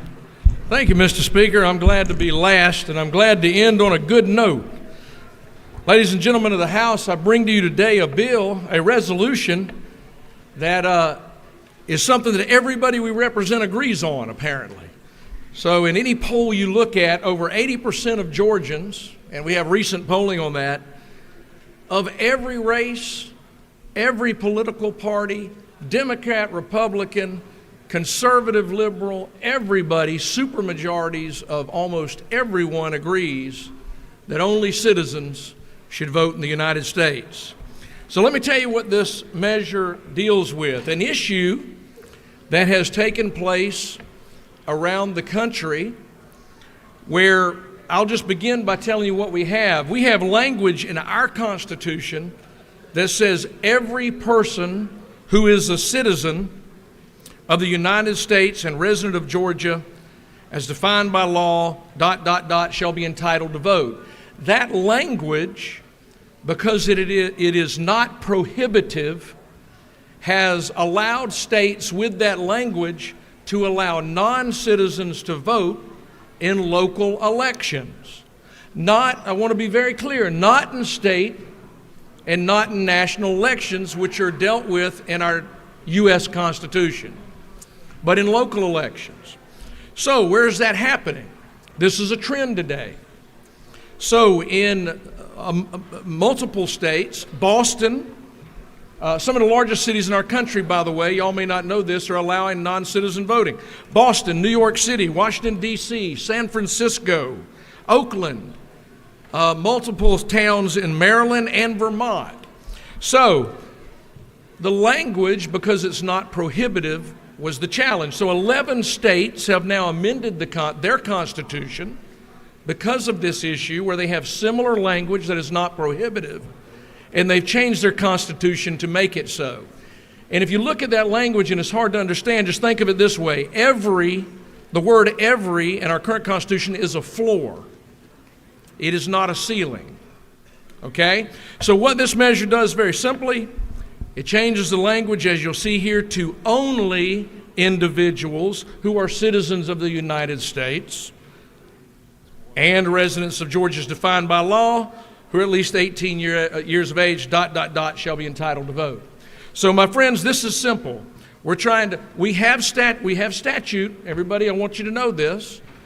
Georgia statute very clearly, in better language, tells you shall not vote unless you're a citizen. The statute is fine. But obviously, the integrity of the vote, obviously we know legislative intent of this Constitution was that only citizens would vote. We all know that to be true. We all know how important the vote is, how sacred it is to all of us that only citizens vote. And so the right thing to do is to make sure we're clear and not ambiguous in our Constitution that only citizens should vote. So my friends, that's clearly what we're voting on today, is a measure to have a constitutional amendment that simply states only citizens of the United States shall vote in all Georgia elections. Mr. Speaker, it's a late night. This one's pretty simple, and supermajorities of everybody in this state support this measure. I don't believe I need to stand here and waste any more time, Mr. Speaker. If you're good with that, I'm going to yield the well. I can agree with you there, Mr. Chairman. Thank you, Mr. Speaker. The gentleman has yielded the well.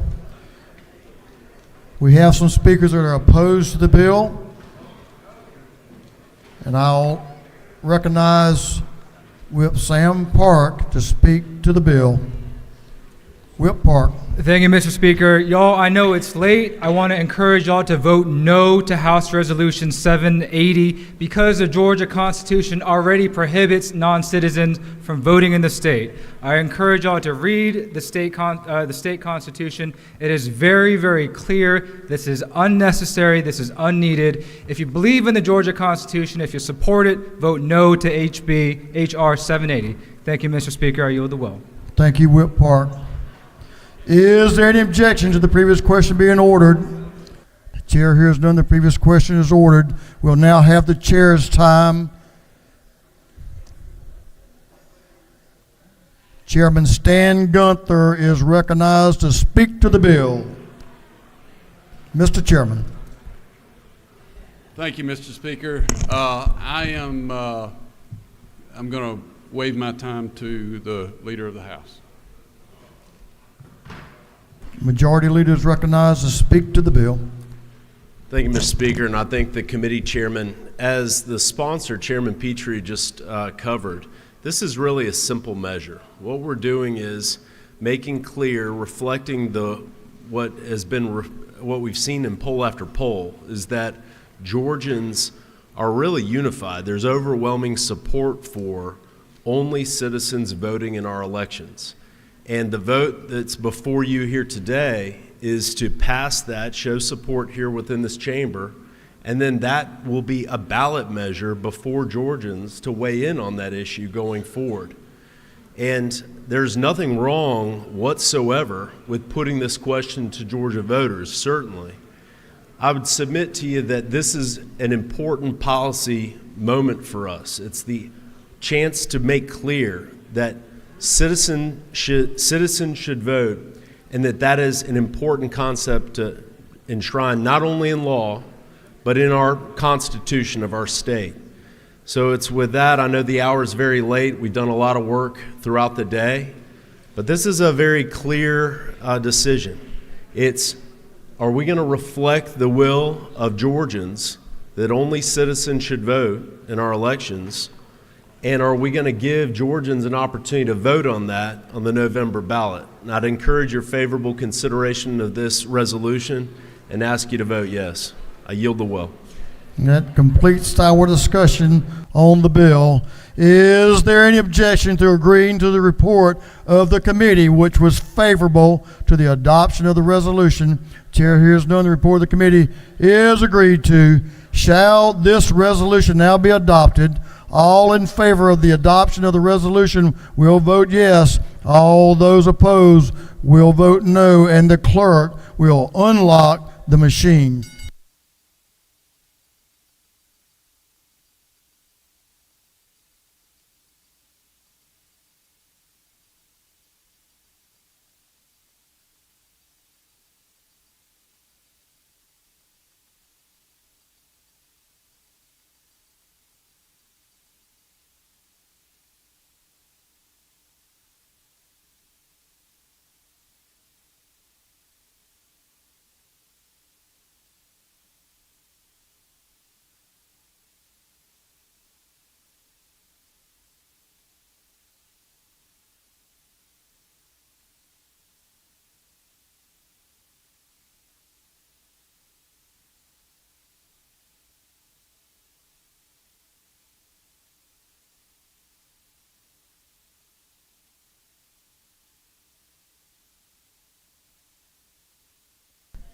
Have all members voted?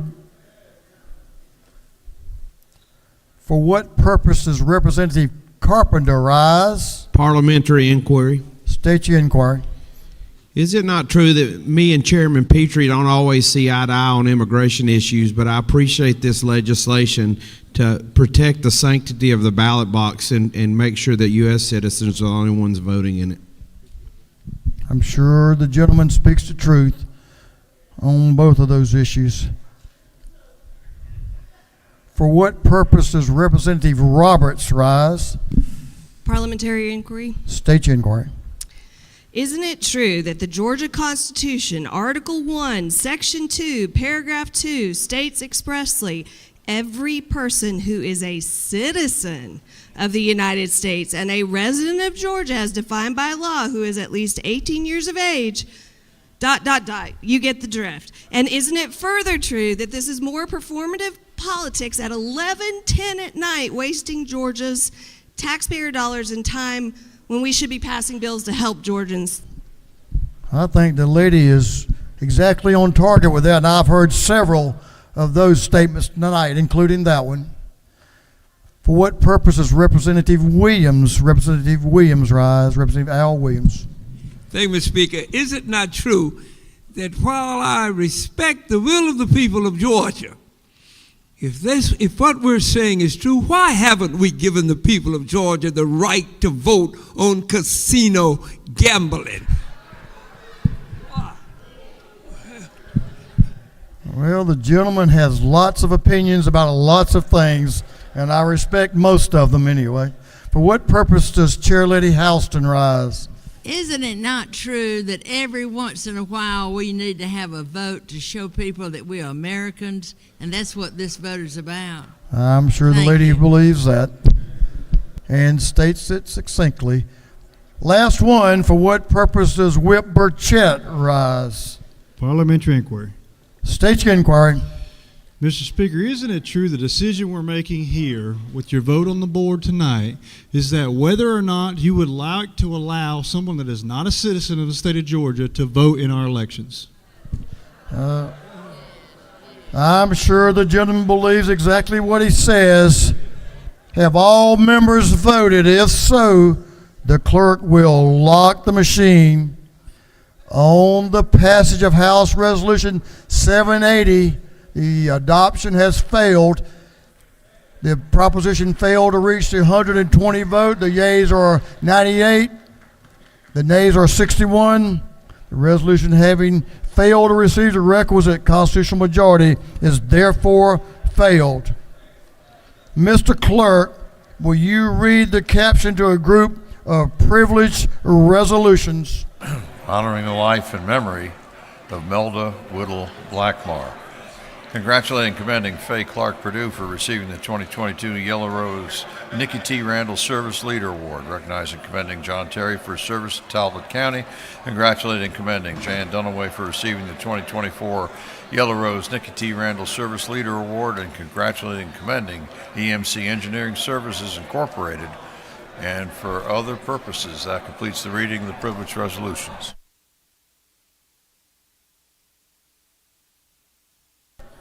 Is there any objection to adopting the privileged resolutions? Chair hears none, and the resolutions are adopted. We have two afternoon orders, and I'm going to ask both members to have a 1-minute afternoon order. 1 minute for these two afternoon orders. Representative Tran is recognized for a very important afternoon order. Representative Tran.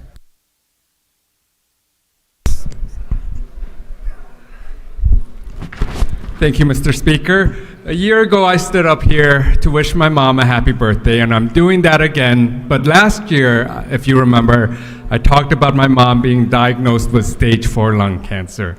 So a little good news and a little bad news. The good news is she's winning the fight against cancer. It's gone from one lung, and so she's hanging in strong, but it has been a rough year.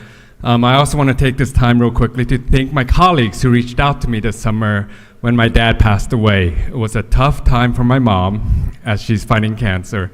And so, but she's getting healthy, and she took off for Vietnam a few days ago.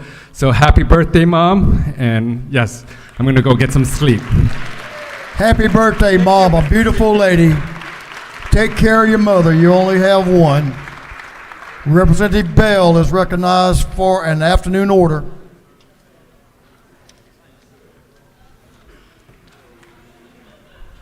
Y'all give Representative Bell some room. If you can do it in 1 minute, sir, that'd be appreciated. I might can do it in less than that, sir. Thank you, Speaker, for the acknowledgement. Your Black History Month today, your Black History Factor today is, if you didn't know, that Grady Hospital was the first hospital to desegregate. That led to the desegregation of all hospitals in America. And that was done by, I'm honored to say that by my grandfather, Dr. Roy Charles Bell, and my grandmother, Dr. Clarice Bell Church. As you can see in the picture, the two at the head of the table. In 1962, my grandparents filed to desegregate Grady in the Supreme Court. The Supreme Court ruled in 1964 to desegregate Grady Hospital, which led to the desegregation of all hospitals. So thanks, Grandpa. And anyone that was born in a desegregated hospital, you can thank him as well. Thank you. Thank you, Representative Bell. That completes our afternoon orders.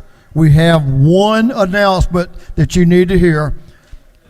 Chairman Knight has an announcement for us. Just so you can prepare for next week when we come back, for those who are far out of town, we're going to have our annual Legislative Sportsman's Caucus event, which is a range day. So again, if you want to participate next week and you've got your own firearm that want to bring it back for the range day, we'd appreciate it. That is going to be on Thursday, March the 7th. Thursday, March the 7th. And we'll be back at Stoddard's like we've done in the last couple of years. Thank you, and I hope you'll join us.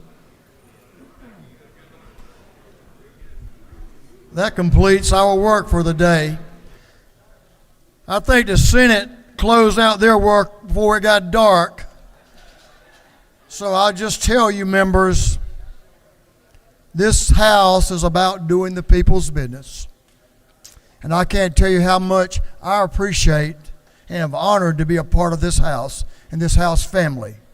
Thank you for working for the people of this state during these first 28 days of this session, and especially your work today as we all work together and pass some very important, very significant legislation that will benefit every Georgian. Thank you, members of the House. I want to give you a round of applause. Give yourself a round of applause.